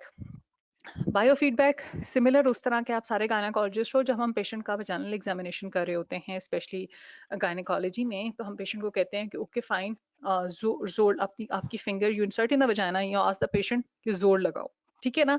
वो जो कॉन्ट्रैक्शन की फीलिंग है और हम integrity of pelvic floor check कर रहे होते हैं ना, दिस इज अ बायोफीडबैक। आप पेशेंट को वैसे ही बताते हो, समझाते हो, लेकिन वो कहते हैं कि इतना सुपीरियर मेथड नहीं है, लिहाजा pelvic floor exercise is a better method. Similarly electrical stimulation, TENS का आप सबने नाम सुना होगा, टेंस के थ्रू की जाती है, ठीक है ना। वो फिर आपके स्पेशल सेंटर्स होते हैं, OPD प्रोसीजर होता है, उसमें करते हैं। Vaginal cones and urethral devices, they also help. वो सिर्फ ये करते हैं जस्ट लाइक अ टैम्पॉन, अगर किसी ने टैम्पॉन यूज किया उसको पता होगा, अंदर इंसर्ट कर दो तो वो क्या होता है कि वो ब्लैडर नेक जरा ऊपर चली जाती है। वजाइनल कोन्स भी इसी तरह हेल्प करती हैं, ब्लैडर नेक ऊपर पुश कर देती हैं और आपकी इनकॉन्टिनेंस बेहतर हो जाती है, ठीक हो गया। तो इस सबसे पहला आपने पेशेंट को जब भी स्ट्रेस इनकॉन्टिनेंस को मैनेज करना है, the first line is a conservative management, ठीक है जी। अच्छा, दूसरा आ जाता है फार्माकोलॉजिकल। फार्माकोलॉजिकल में सिर्फ एक ही ड्रग है हमारे पास, ठीक है ना, वो है डिलॉक्सिटीन। ये FDA से अप्रूव्ड है, सिर्फ उन पेशेंट्स के लिए रिकमेंडेड है जो सर्जरी नहीं करवाना चाहते हैं, वो आर नॉट विलिंग। अदरवाइज जो डेफिनेट ट्रीटमेंट है स्ट्रेस इनकॉन्टिनेंस का वो सर्जरी ही है, TVTs, TOTs और ब्रश कॉर्पस सस्पेंशंस हैं। लेकिन अगर कोई नहीं करवाना चाह रहा और the patient who is waiting for the surgery लंबी लिस्ट है, पेशेंट सिम्टोमेटिक है, then you can give them duloxetine, and is one of the very important MCQs in the CPSP as well, ठीक है। अच्छा, सर्जिकल में इसमें हम बात कर लेते हैं। इसमें आ जाएगा कॉल्पो सस्पेंशन, 2 तरह की होती है आजकल, ओपन और लेप्रोस्कोपिक है। Cannot hear you. हेलो जी, ओपन है और लेप्रोस्कोपिक है। Laparoscopic is better but you need expertise for that. और आजकल बहुत फेमस जो है वो TVT और TOTs हैं, बट न्यू अभी मैं RCG की कुछ आर्टिकल्स पढ़ी थी तो उसमें they are going back to the colposuspension. वो कह रहे हैं इसका सक्सेस रेट उसकी बेहतर है एज कम्पेयर TVT और TOT से। तो ये इंशाल्लाह ताला ये जब मॉड्यूल करेंगे तो उसमें फिर मैं डिटेल प्रोसीजर आपको साइड इफेक्ट्स बताऊंगी। एंड उसके बाद जो लास्ट है वो होता है यूरिथ्रल बल्किंग एजेंट्स, ठीक है ना। अगर किसी पेशेंट को आपने सब कुछ कर लिया, unfortunately failure rate, old age, सारी चीजें इसमें बड़ी इंपॉर्टेंट होती हैं, you need to be very very careful, then you can give your patient a urethral bulking agent. इसकी मैं आगे आपके साथ बात करती हूँ कि what are the urethral bulking agents, ठीक है। अच्छा, यूरिथ्रल बल्किंग एजेंट जो है ना ये माइक्रोप्लास्टिक के नाम से आजकल TVT और जी जी TOT लाहौर में किधर सेंटर्स में हो रहे हैं ये ये यूरोलॉजी डिपार्टमेंट वाले कर रहे हैं या यूरो गायनी वाले ही कर रहे हैं? Actually I am from Islamabad, ठीक है। सिर्फ हमारे यहाँ मेनली यूरोलॉजिस्ट कर रहे हैं। पिंडी इस्लामाबाद चैप्टर में हमारी गायनेकोलॉजिस्ट नहीं करती टीवीटीज। हम ज़्यादातर भिजवाते हैं CMH पिंडी में, वहाँ पे डॉक्टर हमारे, उनका नाम मुझे भूल गया, सर बहुत फेमस है, तो सर करते हैं टीवीटीज। और यूजुअली वही हमें, ये जो हमारा मॉड्यूल है भी है ना, कुछ होली फैमिली में, पिम्स में और 2 हॉस्पिटल में वही आके करवा रहे होते हैं। लेकिन टीबीटी हम लोग नहीं कर रहे हैं, हालांकि करना चाहिए। It's a gynaecological procedure, it's not a urologist procedure. लेकिन क्योंकि हमारे यहाँ सब स्पेशलिटी में लोग ट्रेंड नहीं हैं, तो हम पेशेंट को उन्हीं के पास, यूरोलॉजिस्ट के पास भिजवा रहे हैं। Open colposuspension I have seen, हमारी कंसल्टेंट करती हैं मैडम, क्योंकि फिस्टुला सेंटर है पिम्स हमारा बहुत बड़ा, तो वहाँ पे तो ये सर्जरीज होती हैं, वो करते हैं। और 1-2 पेशेंट में टीवीटीज की हैं, लेकिन सक्सेस रेट इतना अच्छा नहीं था, तो फिर अब हम उन्हीं को रेफर कर देते हैं। लाहौर का सॉरी मुझे आइडिया नहीं है। और इसमें प्रॉपर थोड़ी एक्सपर्टीज आपको चाहिए होती है, पूरे का पूरा सिस्टम चाहिए होता है, ठीक है। अच्छा, यूरिथ्रल जो बल्किंग एजेंट्स हैं, इसमें क्या है, मैंने आपको बताया कि माइक्रोप्लास्टिक के नाम से आता है। सिस्टोस्कोपी, आपने पेशेंट की सिस्टोस्कोपी करनी है और आपने इंसर्ट कर देना है पेरी यूरिथ्रल इंजेक्शन पे। आगे मैं आपको पिक्चर दिखाती हूँ कैसे इंसर्ट करते हैं, ठीक है जी। करते क्या है ये कि ये जो ब्लैडर की स्पेस होती है ना, ये देखें, ठीक है ना, ये बल्किंग एजेंट है, ये आपने डाला। सिस्टोस्कोपी हम कर रहे हैं, मेरा प्रोब इनसाइड है, कैमरा आपको गाइड करे जैसे हम अपने हिस्टेरो कर रहे होते हैं, ठीक है ना। और फिर ये बल्किंग एजेंट यहाँ पे आप इंट्रोड्यूस करा देते हैं, और ये देखें आपके, ये बिल्कुल बंद नहीं होता, स्पेस रह जाती है, लेकिन उसकी इनकॉन्टिनेंस बेहतर हो जाती है। तो हमारा मकसद ही बेसिकली यही होता है कि हम उसको ना स्पेस को कम कर दें, और इस पेशेंट को जो है वो साथ साथ जो है ना वो बेहतर उसका हो जाए। अच्छा, आई जस्ट सा योर मैसेज आना। अच्छा, आपने कैसे करना है पेल्विक फ्लोर एक्सरसाइज, मरीज को ऐसे बतानी है कि वो बैठी हुई हो आराम से, ठीक है। आपने 3 दफा करनी है और हर दफा 10 दफा करना है। आपने पेशेंट को कहना है कि आपने ऐसे बैठना है, आपने बैठे हुए ऐसे जोर लगाना है जैसे आप अपने पेशाब को रोक रहे हो या बड़े पहाने को आप रोक रहे हो, ठीक है। और आपको प्रेशर फील होना चाहिए यहाँ पे अपने पेल्विक एरिया में, ठीक है ना। आप खुद भी प्रैक्टिस करके देखो, ये बहुत इंटरेस्टिंग है, ठीक है ना। कि आप ऐसे बिल्कुल चेयर पे बैठ के स्ट्रेट, आपने कहना है कुर्सी पे बिल्कुल आपने ऐसे सीधा बैठना है, और आपने जोर से अंदर की तरफ ऐसे जोर लगाना है जैसे आप अपने पेशाब को रोक रहे हो, यूरिथ्रा को, वजाइना की ऊपर की तरफ, छोटा पेशाब जैसे रोकते हैं ना, वैसे जोर से आपने जोर लगाना है। और फिर आपने जब आपका सांस खत्म हो जाएगा छोड़ देना है, फिर दूसरी दफा किया, फिर छोड़ देना है। इससे आप ये प्रैक्टिस है, तो आप हर दफा इंक्रीज करते जाओगे, और एटलीस्ट 3 मंथ्स के लिए नाइस रिकमेंडेड है कि 3 मंथ्स के लिए करें। और लेवल 1 2 3 स्पोर्ट्स जो है, चले वो मैं रिपीट कर देती हूँ। लेवल 1 यूट्रोसेक्रल होता है, लेवल 2 आपका प्यूबोवेजाइकल रेक्टोवेजाइनल के लेवल पे होता है, वो इंटीरोसील कराएगा, ठीक है, वेजाइनल सपोर्ट है।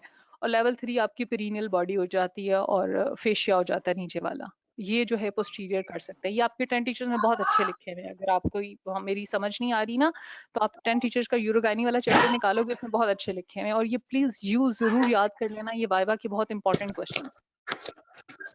चलें जी, नेक्स्ट आगे मूव करते हैं आगे,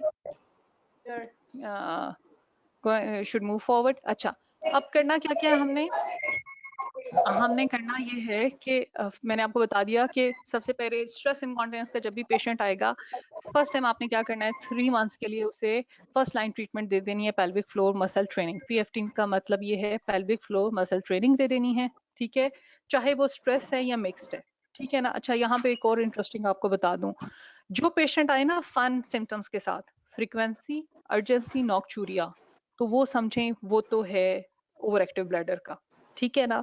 लेकिन जो सिर्फ कभी कभी इनकॉन्टिनेंस हो जाती है, अर्जेंसी भी नहीं है, कुछ भी नहीं है, तो वो ज्यादातर स्ट्रेस या मिक्स्ड होता है। मिक्स्ड जो होता है वो यूरोडायनामिक्स पे डायग्नोज होगा, उसको आप डायग्नोज कर ही नहीं सकते हो, ठीक बात है। तो वो आप लोगों ने उस पर डायग्नोज करना है। तो अगर आपको ऐसा कोई पेशेंट लगता है कि आपको समझ नहीं आ रही कि इसे स्ट्रेस है या मिक्स्ड है, तो उसे 3 मंथ्स का ट्रायल दे दो, पेल्विक फ्लोर एक्सरसाइज समझा के, उसके बाद उसे बुला लो, ठीक है ना।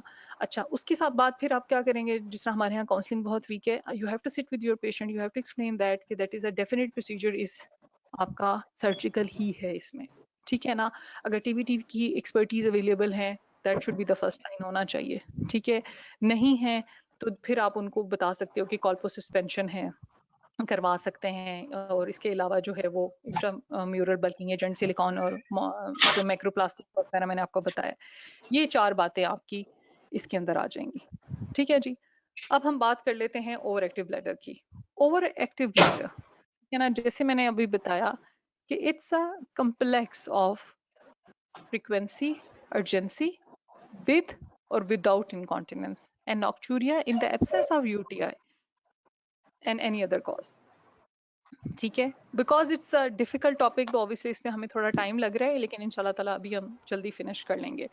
अच्छा तो ओवर एक्टिव ब्लैडर में कम्प्लेक्स ऑफ सिम्टम्स होता है, जैसे मैंने आपको कहा ना कि आप याद कर लो फन के नाम से, frequency, urgency, nocturia in the absence of UTI और any obvious cause is known as over active bladder. Over active bladder की आगे जो सब डिविजन्स है ना वो आ जाती हैं। इसमें हमारे पास आ जाता है कि डिट्रूजर ओवर एक्टिविटी है, या इसके अंदर जो है वो ओवर एक्टिव ब्लैडर है, उसको फिर हम फर्दर आगे डिवाइड कर लेते हैं, ठीक है जी। आगे हम बात कर लेते हैं कॉजेस के ऊपर। ओके तो इसकी 2-3 मैं आपको हाइपोथेसिस बताना चाह रही थी डिट्रूसर ओवर एक्टिविटी की, ताकि जब आप अपना पढ़ें ईबीएम से तो आपको समझ आ जाए। अच्छा जी, वो ये कहते हैं कि we have 2 to 3 sorry there 5 different type of hypothesis, ठीक है। वो नंबर 1 डिट्रूसर ओवर एक्टिविटी के बारे में कहते हैं कि आउटफ्लो हाइपोथेसिस है, आउटफ्लो ऑब्स्ट्रक्शन हाइपोथेसिस है, जिसमें क्या होता है कि लाइक बिनाइन प्रोस्टेटिक हाइपरट्रॉफी है जिसकी वजह से आउटफ्लो ऑब्स्ट्रक्शन हो गई है, जिसकी जो बैकअप प्रेशर होने की वजह से डिट्रूसर एसिटाइल कोलिन को बहुत ज़्यादा सेंसिटिव हो गया है। जब वो बहुत ज़्यादा सेंसिटिव हो गया है तो वो क्या कर रहा है, वो इनवॉलेंट्री कॉन्ट्रैक्ट किए जा रहा है, ठीक है, जिसकी वजह से पेशेंट को ओवर एक्टिव ब्लैडर, उससे बार बार अर्जेंसी की फीलिंग हो रही है, फ्रीक्वेंसी हो रही है, या नॉक्टूरिया हो रहा है, ठीक है। दूसरी वो कहते हैं कि न्यूरोजेनिक है, कोई नर्व्स का प्रॉब्लम है, ठीक है ना, जिसकी वजह से भी फ्यूज टेटनिक कॉन्ट्रैक्शंस हैं कि नर्व सप्लाई खराब है डिट्रूसर की, वो सही तरह से उसे सप्लाई नहीं आती, कभी इम्पल्सेस आ जाती हैं, कभी लंबे लंबे टाइम के लिए नहीं आती, फिर आती हैं तो बहुत ज्यादा एसिटाइल कोलिन से आता है तो बहुत ज्यादा कॉन्ट्रैक्ट करने लग जाता है, ठीक है। उसके बाद आ जाता है यूरिथ्रल हाइपोथेसिस, उसमें वो कहते हैं कि रिलैक्सेशन ऑफ यूरिथ्रा, ठीक है ना, preceded the contraction of the डिट्रूसर, कि यूरिथ्रा जो है पहले रिलैक्स कर जाता है डिट्रूसर कॉन्ट्रैक्ट करने से पहले, जो कि ट्रिगर कर देता है फर्दर डिट्रूसर कॉन्ट्रैक्शन को। सारी बात है, नीचे अगर वो होगा तो फिर वो मजीद कॉन्ट्रैक्ट करेगा कि यूरिन को वॉइड करना है, ठीक है, और पेशेंट को जो है वो स्फिंक्टर को अगेंस्ट द क्लोज स्फिंक्टर जोर लगाना पड़ेगा। उसके बाद लास्ट जो है वो है मायोजेनिक, के मसल्स जो हैं, ठीक है ना, डिट्रूसर मसल, पहले तो नर्व सप्लाई की मैंने बात की थी ना, अब मसल की बात कर रही हूँ कि मसल में आपको पता है जब हमने कार्डिक मसल्स पढ़े थे, गैप जंक्शंस पढ़े थे, स्मूथ मसल्स, जो ये डिट्रूसर itself is a smooth muscle ना, तो इसके अंदर भी स्मूथ मसल्स वाली क्वालिटीज हैं, एक्शन पोटेंशियल होता है वो है। तो उसने कहा कि हो सकता है कि partial because of this denervation of the muscle, यहाँ पे sensitivity again increases the acetylcholine, जिसकी वजह से myogenically muscle is not strong enough, तो वो बिला वजह ही कॉन्ट्रैक्ट करता है, जब भी एक्शन पोटेंशियल हल्का सा आएगा इधर उधर से तो वो कॉन्ट्रैक्ट कर देगा।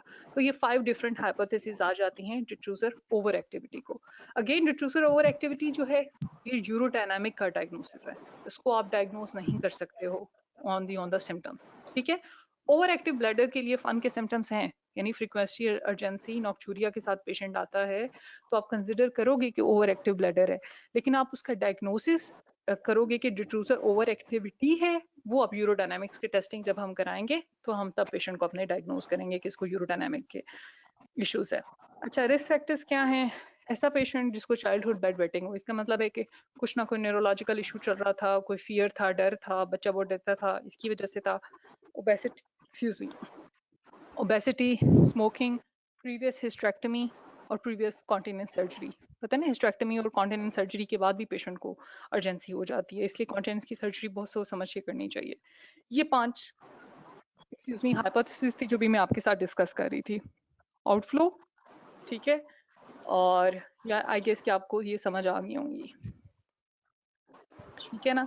ये ऑब्स्ट्रक्शन वाली है, न्यूरोजेनिक वाली है, ठीक है ना, मायोजेनिक है, और ये यूरिथ्रल है, ठीक है ना, ये सारा कुछ इसमें आ जाएगा। आइए ग्रुप में।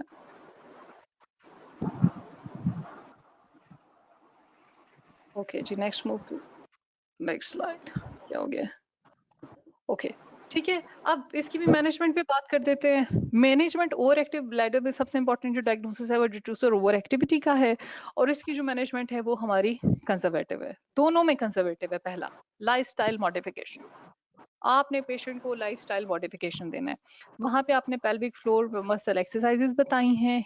यहाँ पे आप क्या क्या बताओगे कि जी आप अपना फ्लूइड कम करें, अपनी कैफीन चाय कॉफी वो बंद कर दें, ब्लैडर रीट्रेनिंग करें, ये सबसे इंपॉर्टेंट है, वो बताती हूँ कैसे करनी है, और ब्लैडर डायरी देंगे। ठीक है, ब्लैडर रीट्रेनिंग का क्या मतलब है? ब्लैडर रीट्रेनिंग का मतलब है कि जिस पेशेंट को अर्जेंसी होती है उसको आपने ये टाइम करना है कि आप अपनी अर्जेंसी का टाइम बढ़ा दो। यानी अब पेनेडल लव की वॉलेंट्री कंट्रोल का यहाँ पे रोल आ जाता है। आप ये पेशेंट को कहोगे कि अगर आपको अर्जेंसी होती है तो आप अपना पेशाब रोको 5 मिनट्स के लिए, 3 मिनट्स के लिए यूरिन को होल्ड करो, ठीक है ना, और आहिस्ता आहिस्ता वो टाइम बढ़ाते चले जाओ। जब आहिस्ता आहिस्ता वो टाइम बढ़ाते चले जाओगे 5 से 15 मिनट्स तक आ जाएगा, तो ये ब्लैडर रीट्रेनिंग कर रहे हो। आप ब्लैडर को रीट्रेन कर रहे हो कि इतने प्रेशर पे उसने रिस्पॉन्ड नहीं करना। ठीक है, आप टाइमिंग इंक्रीज करते जा रहे हो। This is known as a bladder retraining. ठीक है, उसमें हम पेशेंट को क्या कर रहे थे कि कॉन्ट्रैक्शन करके जोर लगा के होल्ड करो। ठीक है, पीएफएमटीज और ब्लैडर रीट्रेनिंग में फर्क है, ये आपको पता होना चाहिए। उसके बाद हम पेशेंट को मैं क्या बताऊंगी, I will give her a diary, या आप लिख के खुद बना के देंगे। ठीक है ना, I was used to do in the OPD. अच्छा, आपने इसी तरह 5 लाइनें ड्रॉ करनी है, आपने पेशेंट को टाइम बताना है, और 3 दिन के लिए हम बेसिकली ब्लैडर डायरी देते हैं पेशेंट को। ठीक है, इसमें आपने पेशेंट को कहना है सुबह 8 बजे वो शुरू करेगी। ठीक है, 7-8 बजे जो भी। अच्छा, जिस तरह आपको यहाँ पे मैंने दिखाया हुआ है कि वो, अच्छा, recorded the drinks taken, amount और टाइप, जो उसने पिया, जितने बजे भी पिया। ठीक है, इस तरह करके आप उनको गाइड करोगे। फिर उसके बाद जितना वॉल्यूम, फिर उनको आप गाइड ये करोगे कि एक जग पुराना ले लो या कंटेनर ले लो, उसके ऊपर निशान लगा लो 400-200 ml है, उन्होंने बाथरूम में जाके वॉइड नहीं करना, उसने उस कंटेनर के अंदर वॉइड करना है।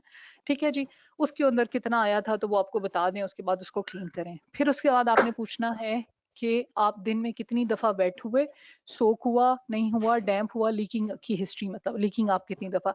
इस तरह का आप एक सैंपल उन्हें बना के देंगे, उनको कहेंगे जी इसकी फोटोकॉपी करा ले, और इसी तरह 3 दिन का आपने मुझे रिकॉर्ड ला के दिखाना है। Then there is an urgency scale की सिवेरिटी स्केल होता है, स्कोर होता है, उसको आप पे कैलकुलेट करके तो वो कर लोगे। ठीक है, तो आपने अभी हमने क्या डिस्कस किया कि जो हमारे ये पेशेंट है ओवर एक्टिव ब्लैडर के साथ, इसमें हमने क्या करना है, इसमें हमने लाइफस्टाइल मॉडिफिकेशन के ऊपर एडवाइस करना है। जो फर्स्ट लाइन ट्रीटमेंट है दैट्स अ लाइफस्टाइल मॉडिफिकेशन है, फ्लूइड रिस्ट्रिक्शन है, कैफीन को कम करना है, ब्लैडर रीट्रेनिंग करानी है, और ब्लैडर डायरीज को दे देनी है। उसके बाद हमने, अगर मेरी पेशेंट आ गई है वापस अगेन, ठीक है ना, वो 6 वीक्स के लिए हमने उसे दिया था, 1.5 महीने बाद वापस आ गई है कि जी डॉक्टर साहब I am not improving, now I will think about the pharmacological. ठीक है ना, यूजुअली तो हम ओपीडी में पहले ही फार्माकोलॉजिकल दे देते हैं, लेकिन बोलते हुए आप ये बोलोगे कि नहीं, पहले मैं उसे 6 वीक्स का ट्रायल दूंगी, नहीं इंप्रूव होंगी, then I will go for the pharmacological. Pharmacological में ऑक्सीब्यूटेनिन आ जाएगा, टॉल्टारेटिन ओटीडी आ जाता है, ठीक है ना, डेरिफेनासिन, ये फर्स्ट लाइन आ जाती हैं। और उसके बाद न्यू जो है वो मीराबिग्रीना आजकल जो है बहुत ज्यादा फेमस हो रही है, उसका भी बड़ा अच्छा रोल है, और सारे यूरोलॉजिस्ट भी बहुत रिकमेंड करते हैं कि आपको देनी चाहिए। ठीक है ना, ओवर एक्टिव ब्लैडर में अर्जेंसी के पेशेंट्स में बहुत अच्छा रोल है इसका, और साइड इफेक्ट्स भी कम है। ठीक है जी, तो ये 2.5 से 5 मिलीग्राम है, लेकिन हम जो सबसे डॉक्टर सुनैना, मैं एक्चुअली मैं पूछना चाह रही थी कि ये जो डोजेस वाला ये शेयर की हुई है स्लाइड, ये ईवीएम से आपने शेयर की हुई डोज जो है, कौन सी वाली, यही वाली जो स्लाइड भी शो हो रही है ऑक्सीब्यूटेनिन ओटीडी वाली, जो पूरी स्लाइड भी शो हो रही है। हाँ जी, ये वाली जो डोजेज की डोज है ये मैंने 10 टीचर से ली है, लेकिन ओटीडी वाला जो पूरे का पूरा है ना वो आपको ईवीएम से मिल जाएगा। ओके, वो और भी ये मैं जो आपको डोजेज नाइस, 10 टीचर से ली है। ये 10 टीचर से ही ली हुई है। हाँ जी, ओके ओके, ठीक है, इसमें ही मतलब बेहतर ऑथेंटिक हमारा सोर्स वही है। ठीक है, अच्छा, और ज्यादा हम जो ज्यादा यूज कर रहे होते हैं, हम सॉल्फी यूज कर रहे होते हैं ना, सॉलिफेनासिन, हम सॉल्फी के नाम से 5 मिलीग्राम 10 मिलीग्राम ग्रेजुअली इंक्रीज करते हैं। पहले पेशेंट को 1 मंथ के लिए 5 पे देते हैं, फिर 10 मिलीग्राम पे, फिर सो ऑन ना। पेशेंट जिनको बहुत ज्यादा मसला नहीं ना होता, वैसे वो लोग इम्प्रूव कर जाते हैं। ठीक है, अच्छा, फिर मेरी फार्माकोलॉजिकल में दूसरी मेरी जो मोस्ट इंपॉर्टेंट आ जाती हैं, इसके अलावा जो डिफरेंट मोडालिटी अवेलेबल हैं वो है intravesical therapy, botulinum toxin, neuromodulation. Neuromodulation में दो आ जाती हैं, सेक्रल आ जाती है, पेरिफेरल आ जाती है। सेक्रल में बेसिकली हम ये करते हैं, दिस इज स्मॉल न्यूरोट्रांसमीटर और सर्जिकल प्रोसीजर, वो वहां पे लगा दिया जाता है एंड वो फिर सेक्रल नर्व जो हमने पूरा पाथवे डिस्कस किया था वो उसकी सेंसिटिविटी और उसकी स्टिमुलेशन कॉज करता है। जो पेरिफेरल न्यूरो जो मॉड्यूलेशन है उसमें टिबियल नर्व का बहुत इंपॉर्टेंट रोल है। वो ये कहते हैं कि जो टिबियल नर्व का पाथवे है कॉमन पेरोनियल नर्व से जाते हुए टिबियल नर्व ऊपर जाते हुए वो जाके सेम पेल्विक क्या है पेल्विक नर्व्स को स्टिमुलेट करता है and it help improving the symptoms. ठीक है जी, ये इसमें यहाँ पे ये बात हो जाएगी हमारी। ये उसके बाद जो सर्जरी है, ठीक है ना, वो आ जाता है क्लैम्प सिस्टोप्लास्टी। क्लैम्प सिस्टोप्लास्टी का मतलब ये है कि आपने जो डिट्रूसर डीओ, क्योंकि ओवर एक्टिव ब्लैडर में बहुत ज्यादा इंपॉर्टेंट कॉज है, तो उसमें हम डिट्रूसर में कट लगा देते हैं, उसमें बीच में इंटेस्टाइन का पोर्शन लगा देते हैं एंड देन कि वो उसकी ओवर एक्टिविटी को खत्म कर दे और वो कर दे। इट्स ऑल एक्सपेरिमेंटल बेसिस पे है, रिकमेंडेड नहीं है। इसी के अलावा डिट्रूसर मायोमेक्टमी करते हैं कि कुछ कुछ इस हिस्सों पे, जैसे हम अगर आपने एनल फिशर पढ़ा हो कभी, तो जैसे उन पेशेंट की स्फिंक्टरोटमी करते हैं ना, इसी तरह डिट्रूसर की भी कर देते हैं कि आप बीच बीच में से कट लगा के वो जो टेंशन हो रही होती है उसको खत्म कर देते हैं, रिलैक्सेशन हो जाती है वो है। और अनफॉर्चुनेटली अगर ये भी हेल्प ना हो तो यूरिनरी डाइवर्जन। डाइवर्जन किस तरह करते हैं जी, ब्लैडर को इंटेस्टाइन के साथ जोड़ दिया जाता है तो आपका वो पाथवे हो जाता है एंड देन इसके अलावा अगर ये सब कुछ भी एक्सेप्टेबल नहीं है तो suprapubic catheterization is the last resort. ठीक है ना, तो अगर आप ओवरऑल ये करो तो ये सारे एक्सटेंसिव हो जाते हैं।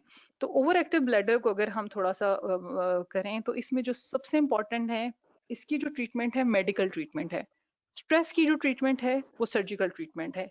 ये दो बड़ी मेन डोमेन्स हैं जिनको आप जिसमें आप लोगों ने डिफरेंशिएट करना है। ठीक है, वहां पे यूरिथ्रल बल्किंग एजेंट्स हैं, यहाँ पे बोटुलिनम टॉक्सिन दे रहे हैं हम। ठीक है, बोटॉक्स के जो इंजेक्शन होते हैं, सिमिलरली सिस्टोस्कोपी के थ्रू और बोटॉक्स के इंजेक्शन जाके आप डिट्रूसर में लगा देते हो। ठीक है ना, तो जिससे वो क्या होता है कि 6 महीने तक के लिए असर रहता है, फिर आप डोज इंक्रीज कर 100 मिलीग्राम एक दफा देते हो, फिर उसके बाद रिपीट कर देते हो। ठीक है जी। अच्छा, अब हम नाइस गाइडलाइन की थोड़ी सी बात कर लेते हैं। वो क्या रिकमेंड करते हैं, वो कहते हैं कि जी medical management of over active bladder में आपने ब्लैडर रिट्रेनिंग करनी है 6 वीक्स के लिए। ठीक है, 6 वीक्स के लिए आप ब्लैडर की रिट्रेन करोगे, डिक्रीज करो कैफीन और फ्लूइड इनटेक को। ठीक है, वेट लॉस करो अगर 30 से ज़्यादा है, और इसके साथ हम कंबाइन कर सकते हैं कि पेल्विक फ्लोर मसल ट्रेनिंग भी आप पेशेंट को दे सकते हो 3 मंथ, जिसमें मिक्स सिम्टम्स हैं। ठीक है, ये उसके लिए नहीं है कि ओवर एक्टिव ब्लैडर के लिए, जिसमें हम मिक्स सिम्टम्स सस्पेक्ट कर रहे हैं। ठीक है, अच्छा, अगर डायग्नोसिस आपका बन गया है कि डीओ है तो फिर बोटुलिनम कंसिडर करो। अगर आपको लग रहा है कि डीओ रीजन है तो फिर आप बोटुलिनम पेशेंट में कंसिडर कर सकते हैं, दैट्स अ फर्स्ट लाइन, कोई इशू नहीं होगा। ठीक है, अच्छा, अब बस हम समराइज कर लेते हैं इसको पूरे को। ठीक है, जब भी आपके पास पेशेंट आएगा ओपीडी में, ठीक है, वो पेशेंट विद यूरिनरी सिम्टम्स के साथ आपने डिटेल हिस्ट्री एग्जामिनेशन करना है। फर्स्ट रूल आउट करना है यूटीआई को, urine analysis first line investigation. ठीक है, उसके बाद साथ साथ अगर आपको पेशेंट लग रहा है कि स्ट्रेस या स्ट्रेस इनकॉन्टिनेंस का या ओवर एक्टिव ब्लैडर का, तो ब्लैडर डायरी दे दोगे, पैड टेस्ट दे करवा लोगे। इसमें हम पैड टेस्ट में बेसिकली हम पेशेंट को एक प्री वेट पैड देते हैं, उसे फ्लूइड पिलाते हैं और उसके बाद आधे घंटे के लिए उसे चलने के लिए कहते हैं। ठीक है, फिर हम उसे दोबारा वेट करते हैं, तो इसका मतलब होता है कि पेशेंट को इनकॉन्टिनेंस हो रहा है। ये भी एक इंपॉर्टेंट टेस्ट होता है। ठीक है ना, आप एडवाइस करके पेशेंट को वापस बुला लोगे। लेकिन अगर आपको लग रहा है यूरिन एनालिसिस हिस्ट्री से कि ये यूरोलॉजी की तरफ जा रही है, तो फिर आप यूरोलॉजिस्ट को रेफर कर दो। ठीक है ना, उसका केयू भी करवा लो, सिस्टोस्कोपी करा लो, और फिर मल्टीडिसिप्लिनरी टीम में उसकी प्रॉपर डिस्कशन होनी चाहिए। अच्छा, अब हम बात कर लेते हैं टेक होम मैसेज फाइनली, कि अगर ओवर एक्टिव ब्लैडर है तो क्या क्या करना है। 6 वीक्स की मसल ट्रेनिंग करानी है। अगर पेशेंट नहीं इम्प्रूव हो रहा तो फिर इन दोनों को कंबाइन कर देना है। फर्स्ट ऑक्सीब्यूटेनिन आ जाती है, सॉल्फी आ जाती है, टोल्टेरेडिन आ जाती है, डेरिफेरासिन। ठीक है ना, और मिराबेग्रीन फर्स्ट लाइन। अगर जो मेरा पेशेंट फर्स्ट लाइन एंटीकोलिनर्जिक को रिस्पॉन्ड नहीं कर रहा तो फिर मिराबेग्रीन करवोल आ जाए, एक सेकंड लाइन ड्रग है। ठीक है, अगर ये सब कुछ करने के बावजूद मेरा पेशेंट ठीक नहीं हो रहा है, then I will go for the urodynamic testing. आपने पहले नहीं करानी है। ठीक है ना, पहले सारी बेसिक करा के फिर यूरोडायनामिक टेस्टिंग इज वेरी, एक तो इनअप्रोप्रिएट भी है, मुश्किल भी होता है, और इट्स नॉट कंफर्टेबल और ऑब्वियसली एक्सपेंसिव भी है, ठीक है। अच्छा, फिर उसके बाद आप यूरोडायनामिक टेस्टिंग के बाद आपने डिसाइड करना है कि बोtulinum टॉक्सिन देना है या सेक्युलर न्यूरोमॉड्यूलेशन देनी है, ठीक है ना, जो भी मैं आपसे बात कर रही थी। और अगर आपको पेशेंट लग रहा है कि स्ट्रेस इनकॉन्टिनेंस का है तो पीएफएमटीज कराएं उसे। अब इसमें देखें यूरोडायनामिक्स पहले आ गई हैं, अब हम पेशेंट को सिर्फ बार बार एक्सरसाइजेस पे तो नहीं लेके चलेंगे, पीएफएमटीज हमने करा ली, उसके बाद फिर हम क्या करेंगे, डिस्कस करेंगे यूरोडायनामिक के बाद कि what is the cause of stress incontinence, उसके ऊपर मैं सर्जरी प्लान करूंगी या उसके ऊपर जो है ना फर्दर हम डिसाइड करेंगे कॉल्प होनी चाहिए, टीबीटी होनी चाहिए, ठीक है जी। So thank you very much for listening to me and bearing me for last 1.5 hour. So that's all for today. If you have any question, you can ask me and then we'll move on inshallah for the MCQs. I have just prepared a few MCQs for you. Thank you. Okay. चले, अच्छा बारी बारी खुद voluntarily decide कर लो, मेरे पास few questions हैं, first जिसने करना है वो बाकी अपने कंसेंसस से वॉलंटियर आ जाए। So I am going to start the MCQs with you. So आप लोग पहला कौन पढ़ना चाहेगा और उसका आंसर करेगा, ठीक है। Sorry for that. हाँ जी, कौन स्टार्ट करे? मैम मैं स्टार्ट। जी डॉक्टर। जी हेलो जी जी सुमेरा बताएं। See, 65 years old patient present with a history of increased urinary frequency, nocturia, urgency, and occasional urge incontinence. What would be the next line of management? Cystoscopy, trial of anticholinergic medication, urinalysis, urinary diary, urodynamics. जी बताइए। Ma'am first of all इसमें हम यूरिनालिसिस करेंगे according to algorithm. और इसमें doctor Smera इसमें fun आ गया हुआ है तो हम पहले ट्रायल ऑफ एंटीकोलिनर्जिक मेडिकेशन करेंगे। हाँ चले, Okay. आप एक फाइनल आंसर आपने देखें उसने क्या पूछा हुआ है, 64 इयर्स। अभी हमने जो लास्ट स्लाइड किया उसमें हमने क्या कहा है कि पेशेंट जब भी आएगा पहली इन्वेस्टिगेशन क्या कराएंगे? Urine analysis. Urine analysis. हाँ, सो इसका भी आपका आंसर पहला यही बनता है कि हम यूरिन एनालिसिस, ये मैंने इसीलिए क्वेश्चन रखा भी इसीलिए था, ठीक है ना। तो आपने कराना सबसे पहले यूरिन एनालिसिस ही है, बस 5 ठीक है। मिनट। सॉरी, अच्छा मैम ये बताइएगा कि अगर ये लिखा होगा कि what will be the first line of management, वो तब भी यूरिनालिसिस होगा और नेक्स्ट लाइन ऑफ मैनेजमेंट में भी हम यूरिनालिसिस ही सिलेक्ट करेंगे?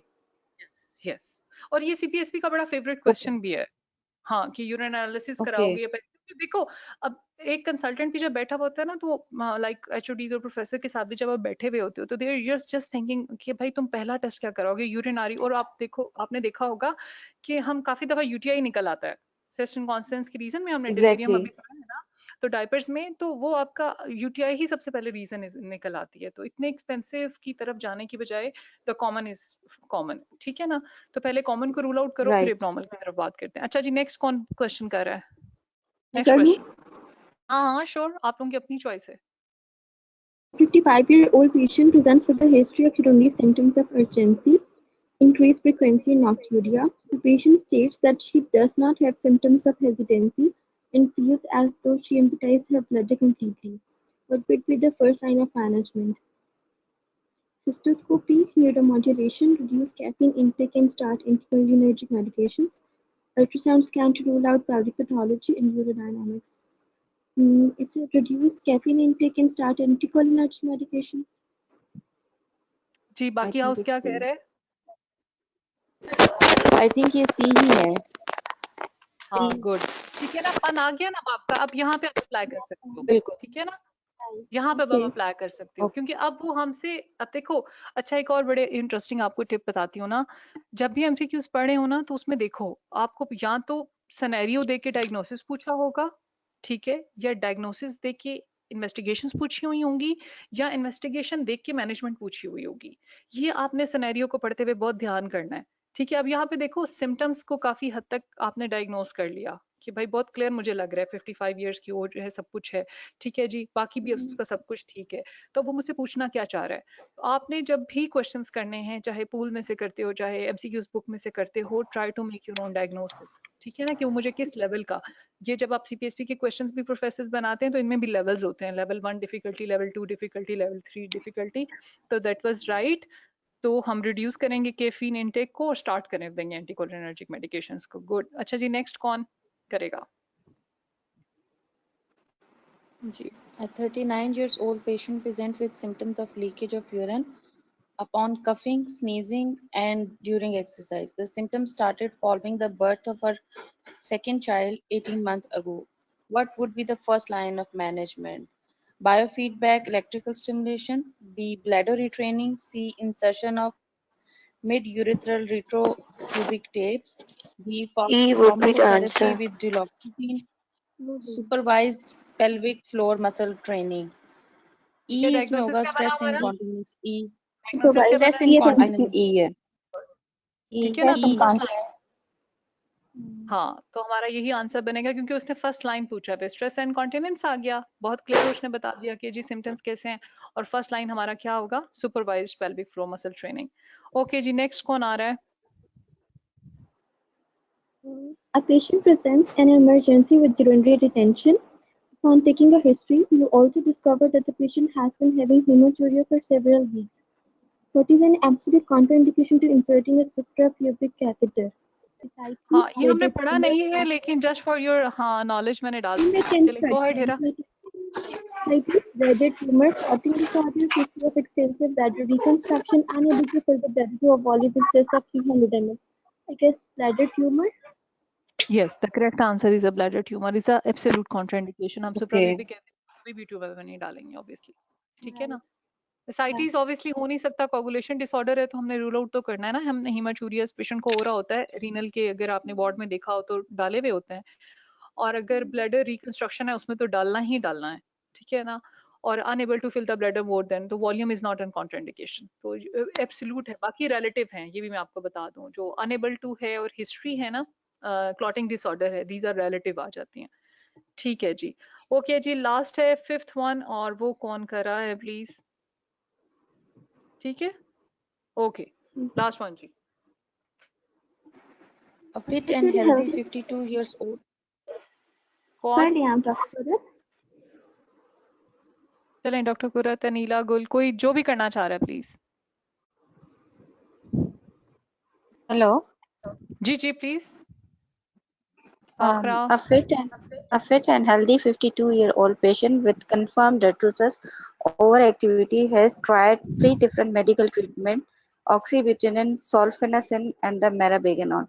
The procedure that should be offered to the patient is botulism A injection into the bladder, detritus myomectomy, या percutaneous tibial nerve stimulation, sacral nerve modulation, urinary divergence. E. It's A, botulinum toxin A injection. Botulinum toxin. अच्छा ये कौन बता It's कौन A. रहा था, पढ़ा किसे, फाखरा आपने पढ़ा है? जी जी हेलो, ए। आप मुझे बताएं आपका डायग्नोसिस क्या बना सबसे पहले, देखिए उन्होंने हेलो। डायग्नोसिस यहाँ पे बता दिए, डीओ का डायग्नोसिस है आपके पास, ठीक है ना, फेल्ड ओवर एक्टिव ब्लैडर या डीओ में आफ्टर फेल्ड मेडिकल ट्रीटमेंट क्या ऑफर, मैंने बताया आपको क्या ऑफर करेंगे, नाइस गाइडलाइन क्या कहती है, Botulinum toxin. Exactly, so this is the best answer, ठीक है। अब यही आप लोगों ने डिफरेंशिएट करना है कि ओवर एक्टिव ब्लैडर में अगर फेल्ड मेडिकल ट्रीटमेंट हो जाती है तो उसके बाद सेकंड लाइन क्या है, देखें मेडिकल ट्रीटमेंट में ओटीडी के बाद मीरा बेग्रीन, दवाइयों में मतलब मेडिसिन में मीरा बेग्रीन सेकंड लाइन है, लेकिन ओवरऑल ट्रीटमेंट जो प्लान है उसमें उसमें सेकंड लाइन आपका बोtulinum का इंजेक्शन आ जाता है, ठीक है, और ये कर रहे हैं आजकल, काफी ज्यादा हो रहा है हमारे यहाँ यूरोलॉजी में। डॉक्टर सुमेरा इससे नेक्स्ट क्या होगा, अगर इससे नेक्स्ट देना हो फिर क्या होगा? इसमें देखें डोज इंक्रीज कर देते हैं, 6 मंथ्स के लिए होता है, जैसे चेहरे पे बोटॉक्स है, बेसिकली तो ये बोटॉक्स के इंजेक्शन है ना, 6 मंथ्स के लिए इफेक्टिव होता है, उसके बाद फिर अगर पेशेंट सिम्टम्स नहीं होते तो फिर ये आपको मैंने बताया ना पीटीएनएस वाला आ जाएगा, परक्यूटेनियस टिब्यूलर नर्व स्टिमुलेशन है, और अनफॉर्चुनेटली जी हेलो जी, आंसर और इससे नेक्स्ट अगर पूछा होगा तो सी आंसर होगा ना इसका। हाँ, फिर आप न्यूरोमॉड्यूलेशन पे चला जाएंगे। PATNS का रोल है, इसकी आपकी नाइस गाइडलाइंस में भी लिखा हुआ है, तो आप वही बोलेंगे। जो बाकी मैंने आपको ठीक है। कान सिस्टोप्लास्टी आप बता सकते हो कि एडवांस्ड हैं, but they are in the experimental level पे हैं, दे आर नॉट एप्लीकेबल, क्योंकि उसमें पेशेंट को ठीक भी मोबिडिटी अब बहुत ज्यादा दे रहे हो ना। तो जो मेरा ओवरऑल कहने का मकसद था, स्ट्रेस में फर्स्ट लाइन हमारी जो है वो पेल्विक फ्लोर एक्सरसाइज है, उसमें TVT एक्सरसाइज और TOTs मोड ऑफ ट्रीटमेंट है, सर्जरी है। ओवर एक्टिव ब्लैडर DO में क्या है, इसमें आपके पास फार्माकोलॉजिकल ज्यादा है। लॉजिकल और ट्रेनिंग आ जाएगी। ठीक है। एग्जैक्टली। तो that's all for today. Thank you so much, be thank with you me, so much. और Thank you इंशाल्लाह so much, ma'am. फिर इसी तरह कंटिन्यू करेंगे। आज मुझे doctor first next time micturition next topic का हुआ है। क्या डिसाइड करेंगे हम? अभी तो जो यही आप हाफ पड़ा है। हेलो, जी जी हेलो। जी जी अभी ये बताइए, कौन बोल कंप्लीट तो नहीं हुआ ना मैम? सॉरी? टॉपिक अभी कंप्लीट तो नहीं हुआ। नहीं नहीं नहीं, देखो ये तो आज एक फ्री डिस्कशन का था, बिकॉज कि ये मैंने ग्रुप बनाया तो एवरीवन आस्किंग मी कि चलिए इंटरेक्ट करते हैं, तो ये तो आप लोगों के साथ इंटरेक्ट करना था। जो मेरे पेड स्टूडेंट का ग्रुप है ना, उसकी तो इसके तो यूरोडायनामिक्स अभी रहते हैं, फिस्टुला रहता है, यूवी प्रोलैप्स रहता है। अभी तो आज हमने सिर्फ इनकॉन्टिनेंस को टच किया है, just for the other student जो चाह रहे थे कि वो इंटरेक्ट करें ना, तो वो मैंने उनके लिए किया है। लेकिन जो बाकी स्टूडेंट हैं कोर्स वाले, उनके लिए तो इंशाल्लाह मई 1 से प्रॉपर इसी तरह घंटे की क्लास होगी। ये जो वो स्टूडेंट्स हैं वो मुझे अपना टाइम खुद बताएंगे कि वो लोग किस टाइम चाहते हैं। इसी तरह हमारी डिस्कशन होगी। ये सारा करने का मेरा मकसद ये था कि आपको मैं थोड़ा इंटरेक्ट करूं, क्योंकि मैं भी आप लोगों से इंटरेक्ट नहीं कर पा रही थी। ठीक है। ठीक है। और बीच बीच में हमारे जो हैं फिर इस तरह के सेशंस बाकियों के साथ चलते रहेंगे। ठीक है, चलें जी, ठीक है। Thank you so much. अगर कोई क्वेश्चंस रह गए ओके। हैं तो आप लोग हमारा जो अपना व्हाट्सएप का ग्रुप है उसमें पोस्ट कर सकते हो। It was very really nice with you. और अगर आप लोगों को अच्छा लगा है तो kindly give me feedback, I will be more than happy to see that. ठीक है जी। डॉक्टर सुमेरा, अगर इसको फेसबुक पे अपलोड कर दें तो उसमें बहुत इजी हो जाएगा हमें। I have to check actually मैं इनसे चेक करती हूँ। इफ ये तो फ्री था ना, if, इसकी रिकॉर्डिंग होती है तो मैं चेक कर लेती हूँ इनसे, IT से, कि वो रिकॉर्डेड है, अवेलेबल है, तो definitely will share it, no problem. Thank you so much. Thank you जी, ओके, टेक केयर, अल्लाह थैंक हाफिज। यू।